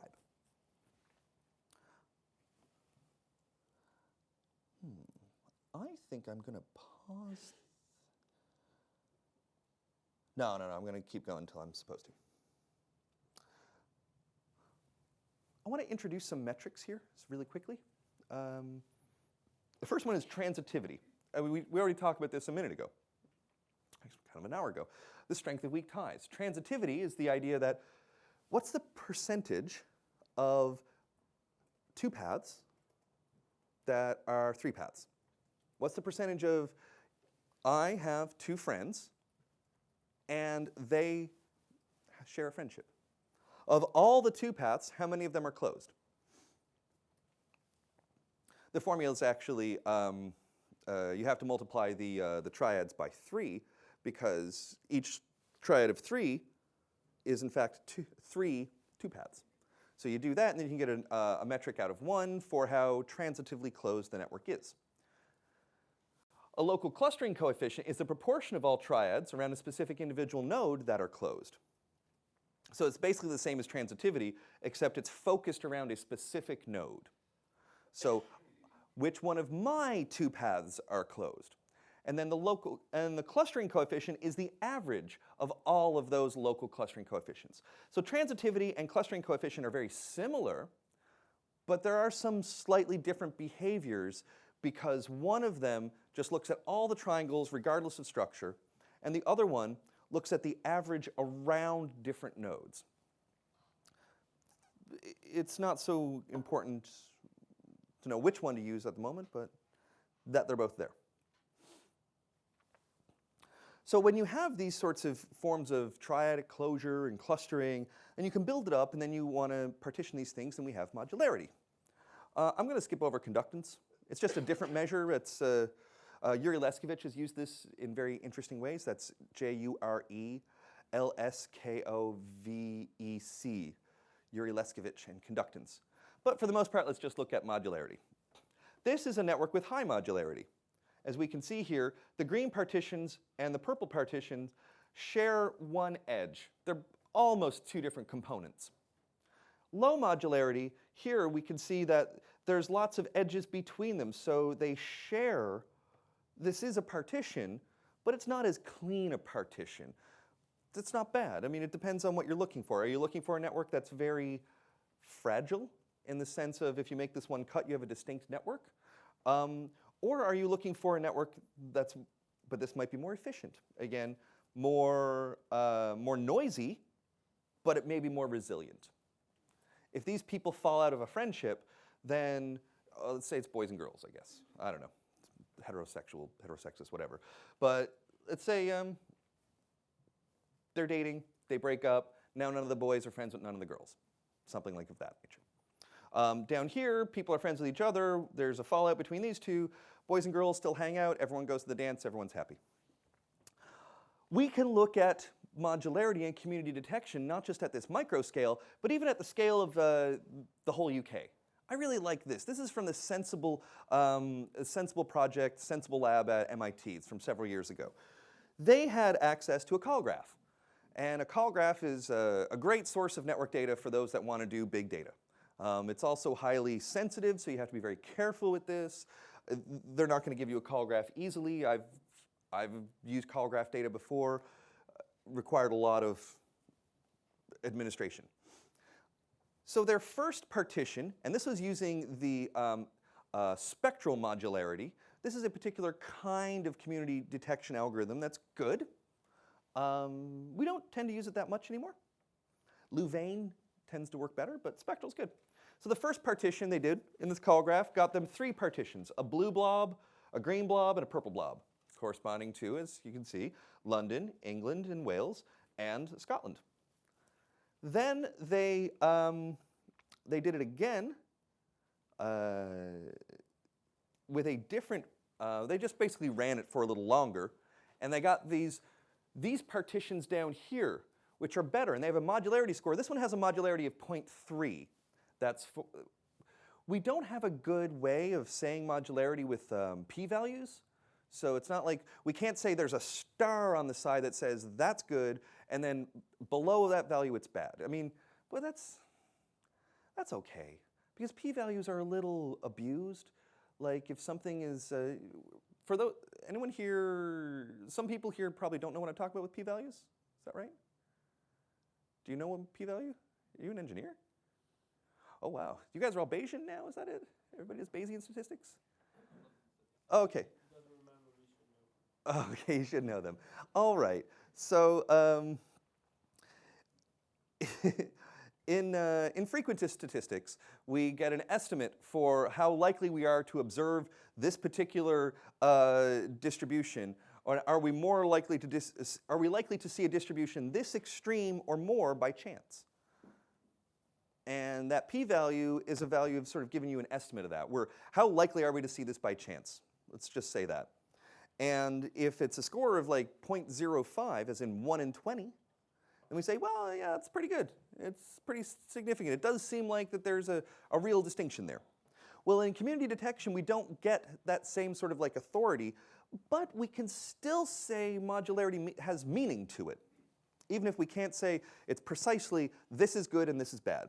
But as a general rule of thumb, a network with a modularity of 0.3 or above tends to be a good partition. It's a meaningful partition. We can say that there's a distinction there. A modularity score of like 0.6 or above is very clear. There's very clear distinctions between these different clusters. In this case, this one here gives us, this is 0.58. So this is a call graph area. This is a call graph area. This is a call graph area. But it's a bit noisy. See these little blobs in here? This is because the way the algorithm runs has some sort of randomness involved to it. Now, what they did then is they used a thing called Kernighan-Lin swaps, which are just, it's like a form of annealing. You just randomly switch a bunch of partitions. You say, well, what would happen if we make that little square purple? What would happen if we make that little square blue? And then they just kind of keep swapping them in and out. And when they swap them, if the modularity goes up, they keep it.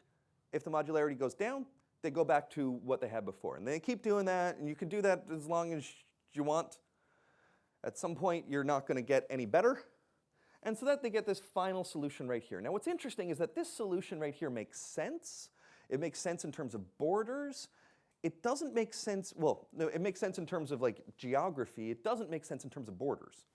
The actual borders, this is, I mean, Wales is kind of here split in with like Bristol and a little bit of West England and stuff. It's not very clearly exactly the areas. Even London here kind of spills out a little over to the east. But what they did find is that the connectivity between the different regions in this one helped explain economic output really effectively. So that was what's fascinating about it, is that this is a social region even if it is not an administrative region. So we can look at some clustering here. This is one of the final things I want to show you. give me 1 second. I'm going to mirror my screen so that I don't have to keep looking back and forth. Yes? Oh, so the last one that we just looked at, that was call graph data. So that's you can geographically identify a phone number, and so that phone number calls another phone number. And so if there's one calls another one, then that's considered a tie. Was that clear? Okay, so it's just purely phone numbers. Just phone numbers. Yeah. It's worth noting that would be phone numbers from one company that shared their call graph data with the researchers.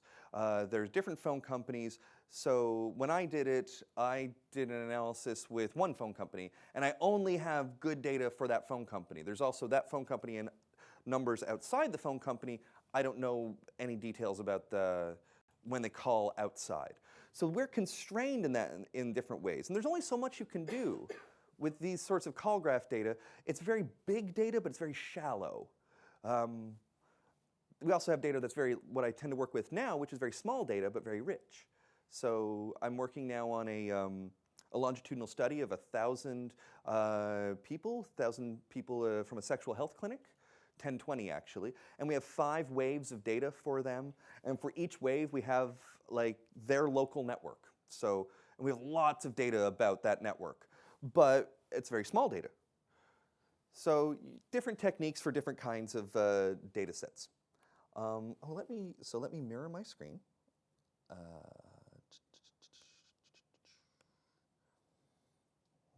Oh, it's tiny. What? Clear-ish. This is a program called Gephi. So in this program, I wanted to show you, this is a social network. This is a social network with 700, I'm sorry that it's so small. I'm going to point these things out to you. This is the report up here. The program is called Gephi, G-E-P-H-I. Gephi, I believe the French call it. It's done by some French persons, primarily at Sciences Po. And so within this program here, running in Java, so it's nice and cross-platform, you can see nodes, 795 nodes, edges 4125. These are friendship nominations in a school in the US. I do not know which school this is, but I know that it is notorious in this data set for the properties that I'm about to show you. The nodes have been arranged randomly in a bounded box. So within that box, they just randomly assort the nodes. And so that's why it's all kind of dark in here, little spots. It's because there's so many edges going around everywhere. It's kind of disordered. It's like that initial photo or picture that I showed you earlier on with just like the faces, the little thumbnails of faces. They're all just disordered. And what we want to do is we want to show the latent ordering in this graph. The graph itself is directed, and the students were asked to nominate 5 friends. So that means everyone has a maximum out degree of 5.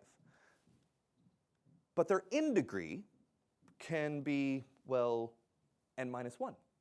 If everybody is like friends with like that one kid in school, it's going to be n minus 1. Unfortunately, what we show, well, fortunately, that's not the case. Unfortunately, though, we also show other sorts of partitioning in this school. It's good to show it, even though it's not good that it exists. So the earliest layout algorithms in networks come from the computer visualization literature. Transactions on visualizations and computer graphics. The conference is called Graphing. There's also the InfoVis conference, which is the larger one from this. This is the community that does all these sorts of algorithms. And one of the earliest ones, if not the earliest, but one of the earliest ones that's important is the Fruchterman-Reingold force-directed algorithm. And this is an algorithm that has both strength of attraction and repulsion embedded in it. So if there's a connection between, so I know basically by name 2 people in this room right now, Sana and Dan. So let's say I only knew one, and we wanted to lay out this graph. Well, I would want to be next to Sana here. But I don't just know Sana, I also know Dan. So I would for layout, I would want to be in the middle between these two. Now, if I knew a third person, I meet someone all the way over there, then I'm going to want to stretch back over. This is an attraction algorithm. Now, but it turns out there's a whole clump of people. I'm not sure we've really met. Have we met, guys? No, maybe not really. So so then there's a repulsion away from those that I'm not connected to. Now, that's not just me. It's also you. You have some friends. You have some people you're not connected to. And so you also want to settle into a state where you're nearby those that you are connected to and distant from those that you're not connected to. So this iterates over time, as we can see here, Fruchterman Reingold, and just sort of like slowly as it's doing its thing, because it's a not very powerful MacBook Air. And first of all, it gives it a bounded area. See some like these isolates right here. The reason why it has a bounded area is because otherwise these isolates would just like fly off into space. In fact, for reasons that will become obvious, I'm going to want to get rid of those isolates entirely right now. So this right here, remember I said these things are components, so I'm going to filter down to the giant component. Okay, so those isolates just disappeared. We can see up here that says 97.86% of the nodes are visible. All the edges are still visible. So we only had one big component and a couple isolates that neither nominated anybody or were not nominated themselves. I don't know what's the state with those kids. Could be anything, man. Could be, I don't know. I don't want to hazard a guess, quite frankly. Okay, so right here I'm just sort of like varying the nodes. And now we can start seeing a little bit of like there's a blurry bit right here, maybe a blurry bit down there. I don't have the patience for this to finish, but as you can see, it's sort of self-organizing. Fortunately, faster algorithms have emerged since then. This is Force Atlas 2. This would take the components and separate them, so the isolates would go flying, but I've gotten rid of the isolates, just FYI. This is this query down here. It said I'm querying by giant component. So we just have the one component. All the nodes are connected to at least one other node in this network. I'll run this. Boom, there we go. Nice and easy. And now we can see, now let me actually expand this a little bit. There's some other things we can do in this to help. Linlog mode will help make the structure even more clear. Help my computer blow up. So now we can see,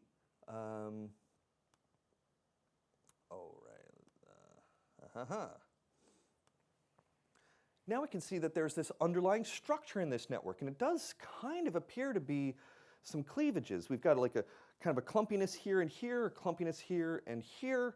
And what's responsible for that? Well, this data has some, what we can do is we can run a community detection algorithm. In this case, it's just called modularity. I'm sorry that it's hard to see in the back, but we have a pane on the side here that says statistics. And we're going to run some statistics. We could, for example, run average degree, average weighted degree, so forth, but we're going to run what's called modularity. When we run modularity, we're not going to use the weights, and for reasons that I don't want to get into, we're going to make the resolution a little higher. That's a tunable parameter. You can fiddle with it. Higher resolution, confusingly, means more coarsened network, and so we're going to get fewer communities. A lower resolution means we'll get little tiny communities. We're going to, 1.8 should get us there, more or less. Number of communities, 6. I don't want 6 communities, I actually want 4. So the modularity was 0.56, which says it's pretty good. I'm going to use a resolution of 2. Oh. 4 communities, there we go, there's my 4 communities. Now, the networks, this modularity algorithm uses a random seed. So you run it a second time, it will give you a slightly different community. There's no sense in community detection of what is the best community. We know that some are better than others, but we also know that there's this resolution limit over which, without additional information, we can't tell what community works best. We just know that some work better than others. So we have a community. Now, let's see, nodes, size, color. Why are you not? Okay, it's being mean to me today. No, it's color. Oh, partition. There we go. Modularity class. Apply. Ooh, look at that. So here are 4 different communities. It automatically detected that this is a community, this is a community, this one, and this one. And we can make them different colors. Oh my.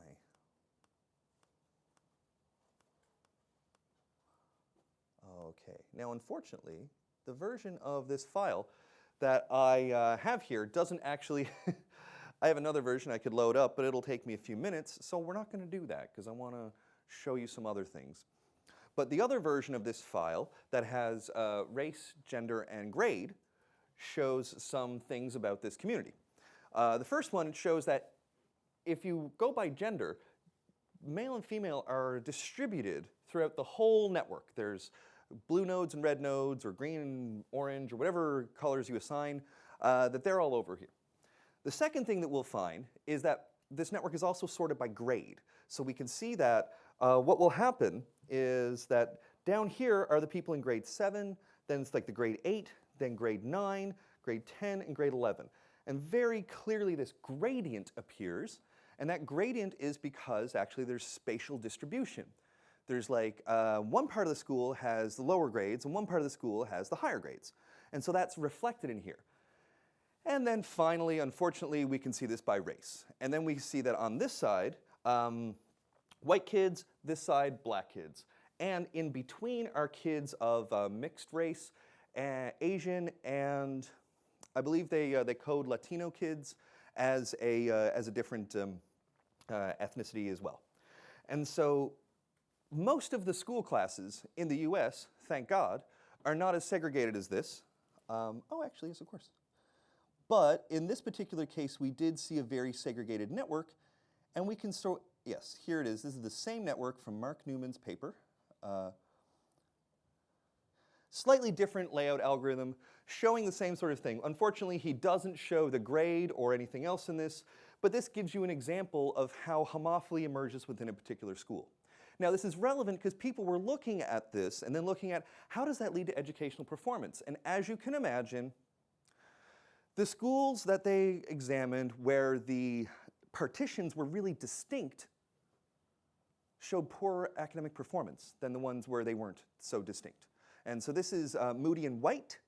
They used a slightly different algorithm, but Moody and White in ASR in, I believe, 2002 analyzed this. This is Jim Moody's network data collection, and it's from a data set called the AdHealth, or the Adolescent Health Network in the US.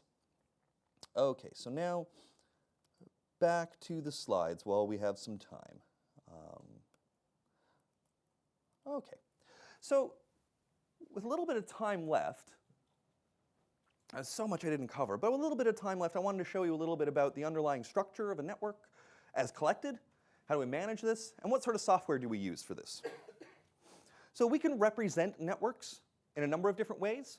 We can represent it as an adjacency matrix. I don't really use those very often.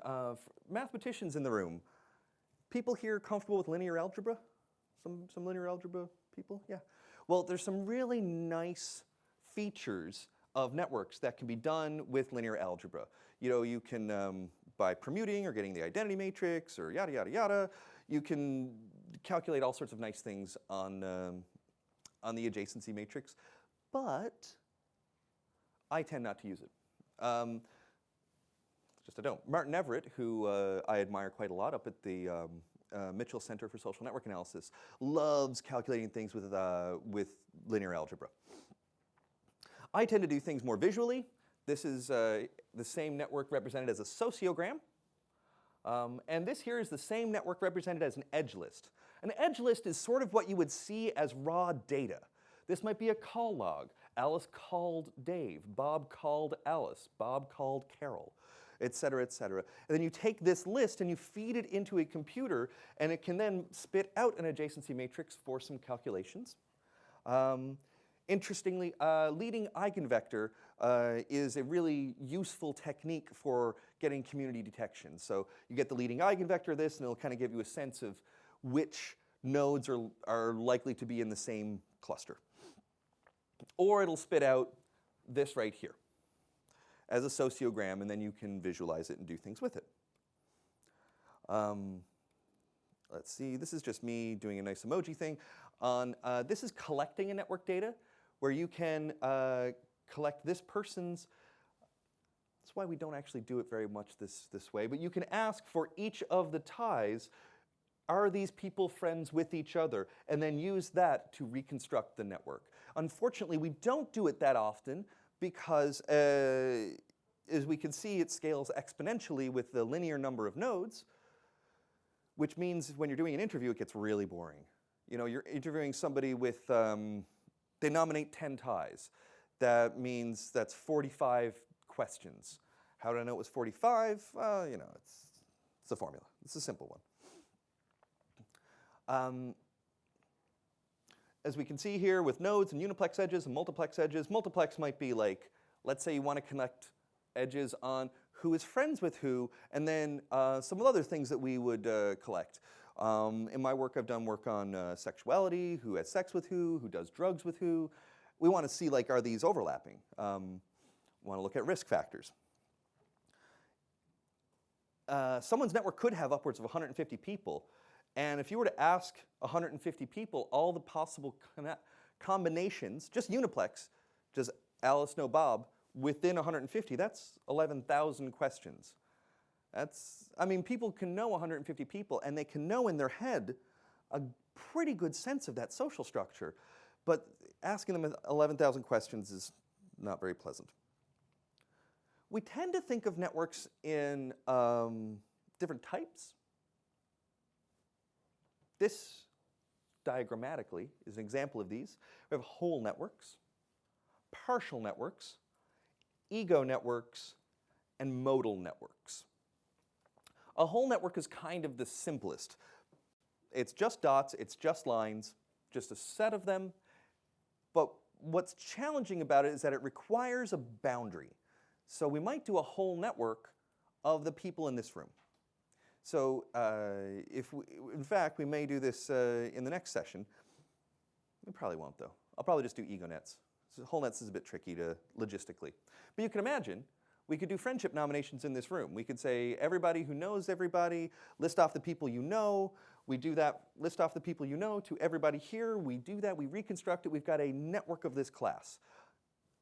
Is this class a meaningful network, though?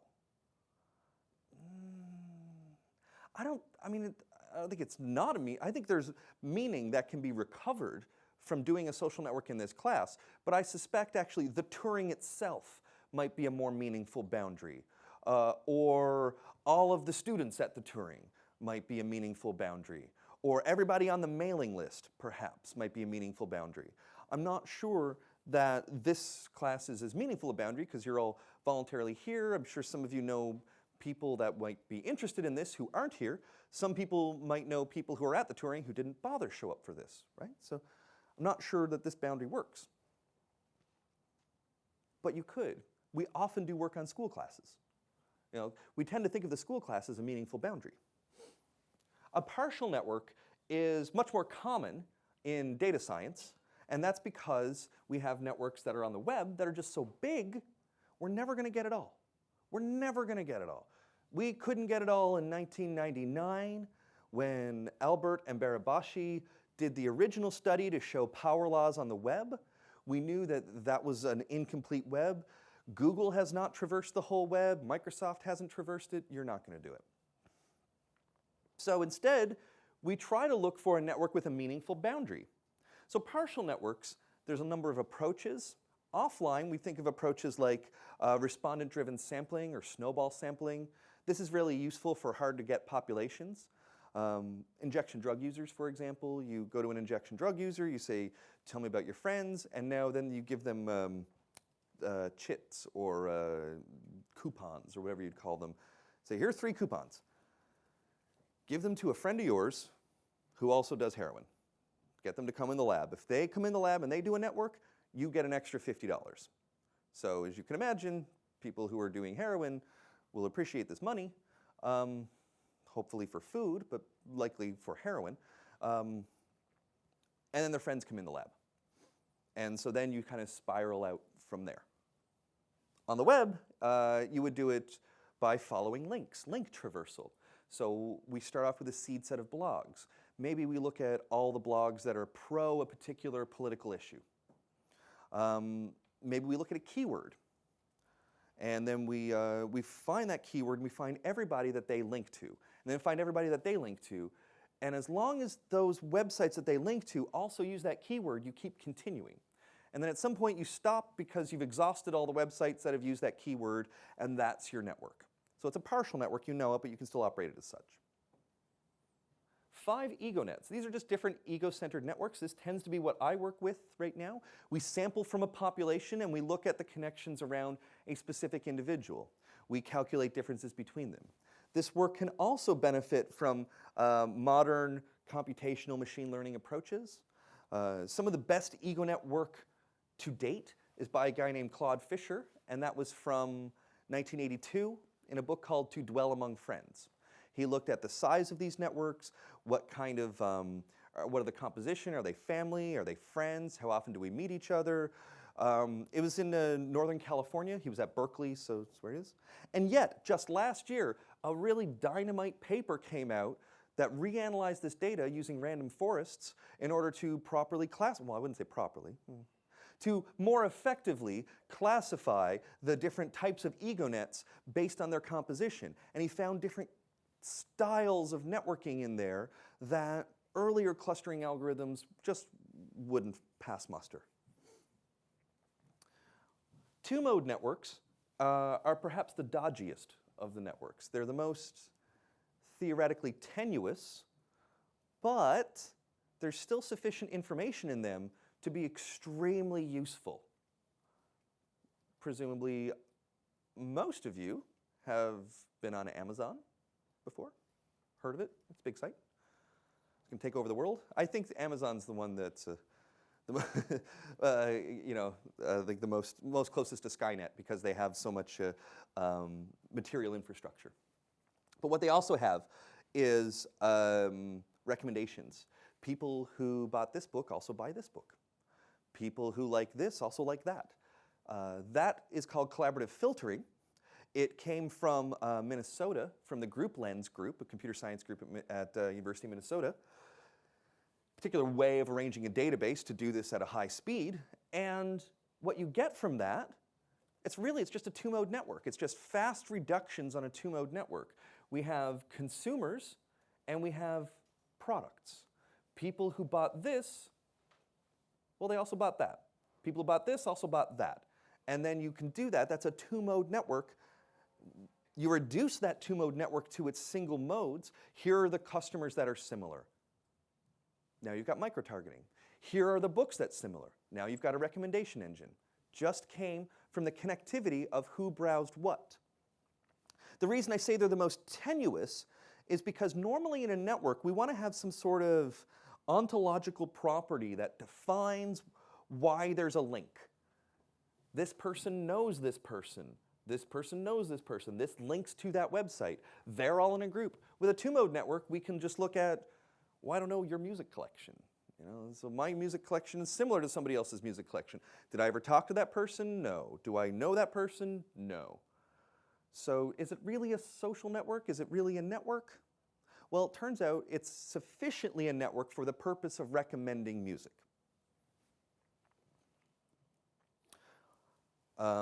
This goes through what we just did, but with a little more clarity, the adjacency network versus a sociogram. You can see this is how we would arrange these as directed or undirected. Directed, we also call them, these are symmetric networks, and the reason we say symmetric is because they're symmetric around the diagonal. You may notice that this one has zeros on the diagonal, and that's because this network does not allow self-loops. But we can have self-loops in a network, perfectly reasonable. It just depends on the type of network. We might think of trade between countries, and a self-loop then is trade within a country versus trade between countries. or in some past work I've done, edits on Wikipedia within region versus edits on Wikipedia between regions. Which regions send Wikipedia edits to other regions? Unfortunately, what we have found in that work is a concept I call, well, I guess my co-author, we call it, I guess Mark came up with it, informational magnetism. And informational magnetism is that the areas that have the most information already on Wikipedia tend to attract edits from the rest of the world. So unfortunately, even though, because we were doing work on Middle East and North Africa, a little bit of work on East Africa, asking like, why are they not editing on Wikipedia? Well, unfortunately, it's worse than that. When they're editing on Wikipedia, they're editing about North America, to a lesser extent about Europe. So this is an area that, you know, Boko Haram's attacking some people down there. It's some community you've never heard of. You go to the Wikipedia page. There's no information on that community. Oh, well, it's arbitrary. It's some people over there. Similar number of deaths, similar sort of terrorist act, happens in a major metropolis with all sorts of information about it.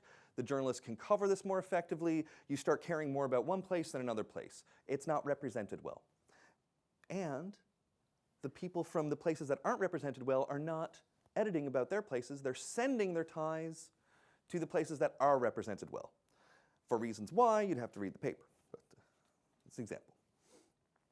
Another, just clarifying this, etc. again. And now thinking about some places where you can do this analysis. If you have a Windows computer, there's a program called NodeXL, which is an add-on for Excel, which can be used to do a lot of network analysis really nicely, really, I wouldn't say simple, but as simple as can be, because it's not necessarily simple. But one of the things you can do on a Windows computer is, with NodeXL, if your email is in Outlook, you can automatically import it as an email network into Excel, because NodeXL is just an add-on for it. But then you'll see lots of noise in your email. And so I like this example because it helps to talk about how we clean the example or clean the data. Let's say this is ego, me. There's only ever email from me to a distribution list. The email from distribution lists does not get addressed to me, at least not in the header. So the DLs are in this, but not in my ego network. In my ego network, this is somebody else who's emailed a distribution list, but I've never emailed them. They show up in my inbox, but they're not actually linked to me at all. So we can filter these people out. We can filter out the symmetric ties, or down to symmetric ties. I email, you email me. Then we can filter that even further, like I email, you email me, and we both email each other at least twice. We might say that it's really a relationship if we emailed each other at least twice. If we haven't, the network structure might be a bit tenuous. So it really depends on what you're looking for, but remember that these are different categories of people. People I email, distribution lists, spam. E here might be spam. Somebody that emails me 12 times and I never email them once. I don't really need a luxury watch, whatever else is in your spam these days. Lots of conferences in the middle of nowhere that seem to catch up with me. With modal data, just to point out here, this is how we can reduce this in two ways. We call a bipartite projection. When we do that bipartite projection, we lose information, but we also gain a little bit of granularity about the structure. So the one mode event, 1, 2, 3, I think this one's meant to be thicker, the tie between 2 and 1, yes. Because there's two people here, B and C, that have both attended event 1 and attended event 2. So there's a thick line, a weighted line. There's only one person that has attended events 1 and 3, so therefore we have a thin line here. So this gives us a sense of the structure. This is really common, say for some of the only network data that you can still capture on Facebook, which would be comments on stories. So I comment on one story, you comment on a different story. I also comment on that different story. So as you sort of accumulate this two-mode network of who comments on what post, then you get a two-mode network of posts and people. And when you reduce it, you get a one-mode network either of which posts are similar or which people are similar. Now, if 1,000, well, say 50 people, not maybe 1,000, say 50 people all comment on that one post, then you're going to have a clique of 50 people in your one-mode projection, because all of them are connected because they all commented on the one post. That's going to be a really noisy network, and that's why it's important to keep that network weighted, and then maybe trim the weights. So perhaps we have to comment on 3 posts jointly. We have to co-comment on 3 posts. In my own work, for example, I have collaborated with a number of people, but some people I've only collaborated with once, and it might be a bit noisy. But there's some people I collaborate with repeatedly, and so that's less noisy, that's more social structure. We use the weight to trim out those people I only collaborated with once, and then you get more of a sense of social structure. Yeah? Okay. Here's an example of that 2-mode network by Mason Porter, and these are committees in the US House of Representatives, and he's showing like which committees are more likely to be, or people, to have people that are on the same committees together. And say Armed Services and Veterans Affairs have a lot of committees together. Intelligence, Administration and Rules, people share those committees, and so forth and so forth. And this shows you which parts of government are related to each other in the US when making legislation. I guess I already really sort of covered this here. This is that Fruchterman-Reingold. I just wanted to repeat that. We have a random network here. Over time, with 10 iterations, it's starting to bunch up, and by 100, we really recover this structure. There's a really fascinating paper that shows how this structure is a form of modularity maximization, which is also why it makes sense and why the communities tend to bunch up together, because they share some underlying math for each other. So finally, some things to get you started looking at and playing around with. NodeXL I mentioned, Gephi I showed, iGraph I mentioned, didn't really mention these. NodeXL is probably the most lightweight way to start. Requires a Windows computer with Excel and administration privileges, because you have to, I don't know, download .NET or something. Gephi is just a little bit more tricky, but there's lots of tutorials online for Gephi, and it's cross-platform. It's on Linux, Windows, Mac. It's based on Java, so it's really flexible. iGraph, and also NetworkX, and a number of other packages, but mainly iGraph and NetworkX. It's a shame I never put NetworkX up there. This is for Python. This is what we will be using in the next class, sort of getting some statistics for modularity, getting some statistics for doing a bipartite projection. And then finally Tulip. Tulip's really heavy-duty, complicated software for visualizing networks. It's run in C or C++. I've never used it. My colleagues have used it. They like it because it does lots of complicated things, but it's a bit overkill for me. So yeah, we got a minute left. These will be in the slides. I'll just show you that, you know, in the 1800s, we started off with the Konigsberg Bridge problem that got us networks. About the 1930s, we started doing sociometry. And then around the 60s, the first EgoNet studies. We started off today in the 70s with strength of weak ties. And then here's some statistical models. We didn't cover these, but they're there. P-star models, stochastic actor-oriented models, collaborative filtering started. That's in the 90s. People who like this book like that book. And near the end of the 90s, PageRank came out. PageRank was a social network concept. Websites that are linked, that other websites link to, well, that's a social signal. Maybe if I link to a bunch of websites, those websites are of more importance. If many websites link to me, maybe you should show me first in the search rankings. Well, turns out Google did pretty well for itself with that social network algorithm. And now they're Google. Well, they were Google then too, but they're still Google. In the 2000s, we do community detection. P-star models, which is a model for statistically estimating the likelihood of these triangles, that kind of transformed into a thing called exponential random graph models, where we can statistically estimate the likelihood of all sorts of features in a graph. And then these days we're into big data, we have graph databases, interactive networks, stuff that I'm doing is now in touchscreen networks, and we're really just continuing on with ever more computational power and just some more fascinating work.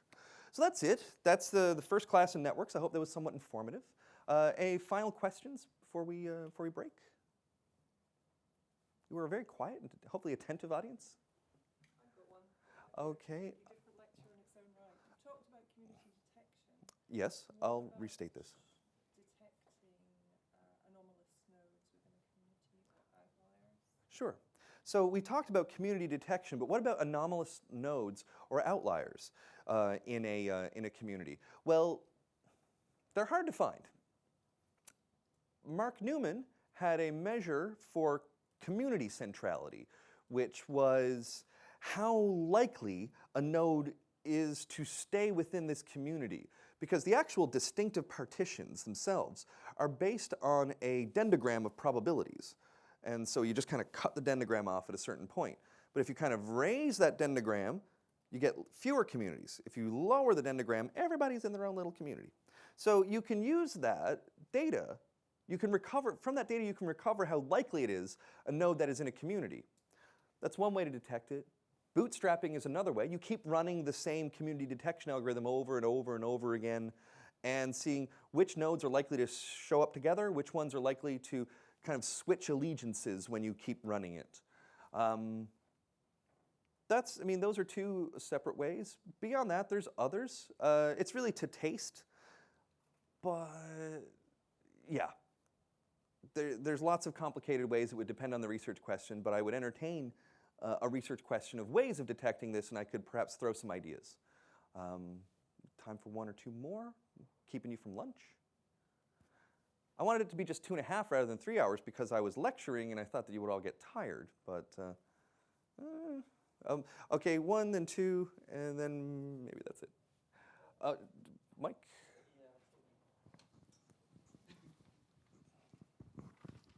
Yeah, I think in physics, these models have been used to show kind of critical behavior, phase transitions, and that kind of thing.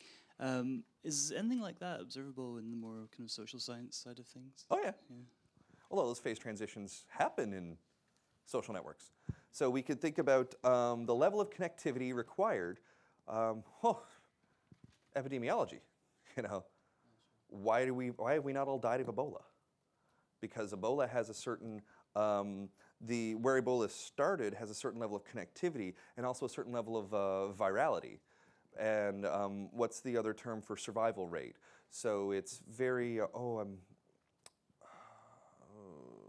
can't remember the abbreviations in this, but a phase transition would happen. We would model that in a social network, given its connectivity, to see what will it take for a particular, and these are all just guesstimates in a lot of cases, but based on some large-scale features of a social network, what can we estimate is the likelihood that we will get a phase transition to sort of a huge superinfection, plague, if you will. And it depends on where we get it from, different airport hubs and these sorts of things, as well as the life cycle of the disease. I mean, the reason why HIV is so prevalent is because it's not very, and what is that term? It's not infectious, it's not very deadly.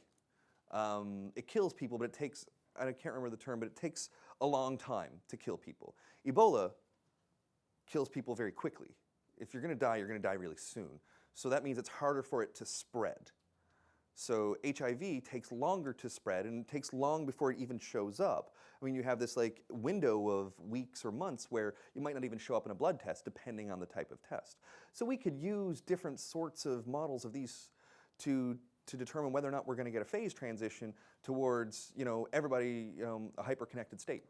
When the classic phase transitions that started off, chaos theory and whatever we call that, was originally from network analysis, where it was a Bernoulli graph, and if you have a Bernoulli graph with a probability of ties, tie connectivity being 50-50, the graph is almost always going to be fully connected.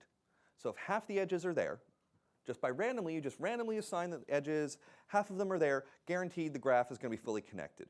But under that, it's like, and so the likelihood of the full graph being connected with the number of ties that are in there, it kind of takes this nice logarithmic shape. Well, at a certain point, you need like at least n edges for n nodes. And like an exponential number of edges is how many is possible. So it's not like linear like this. It actually, no, the graph is not going to be fully connected, not going to be fully connected. Boom, it's fully connected, like that. And that's a really important phase transition, because knowing whether a particular innovation, a fad, a plague, a virus is going to saturate the network or not. Yeah, anything else on that? Okay. Thanks. Was a question down here? So, what are the algorithms to find out if Use the microphone, please. yeah, sure. What are the algorithms to find out whether the actors in the network are same? So, the use case will be finding out similar actors in on the dark web. Okay, are they the same person? Yeah, exactly. Oh, that's interesting. There was work on this by Bell Labs years ago, like 30 years ago. I met the guy who did it, and his name eludes me right now.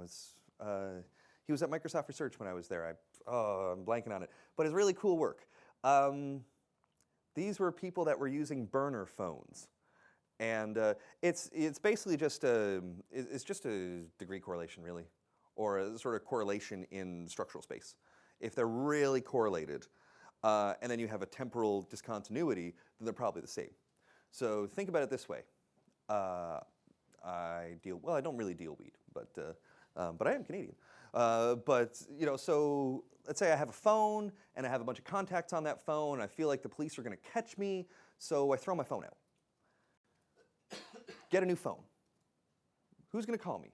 The exact same people are going to call me.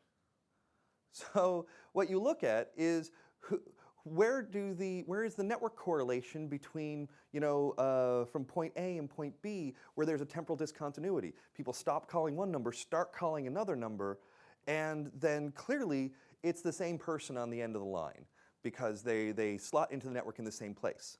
The algorithms for that are structural equivalence and regular equivalence. They are block modeling based algorithms. And a structurally equivalent node is a node that connects to the network in the same way. A regularly equivalent node is the node that connects to the network in a similar way. So this was used in a perverted way in the War on Terror, where you have a node of high betweenness and a bunch of contacts with Middle Eastern sounding names, and now you're on a 1 million person no-fly list. But as was identified by one of the people I know from West Point, it didn't work out very well because they could have been calling a whole bunch of terrorist cells, or they could have been the pizza guy. The pizza guy calls a bunch of people. A bunch of totally different people call the taxi person.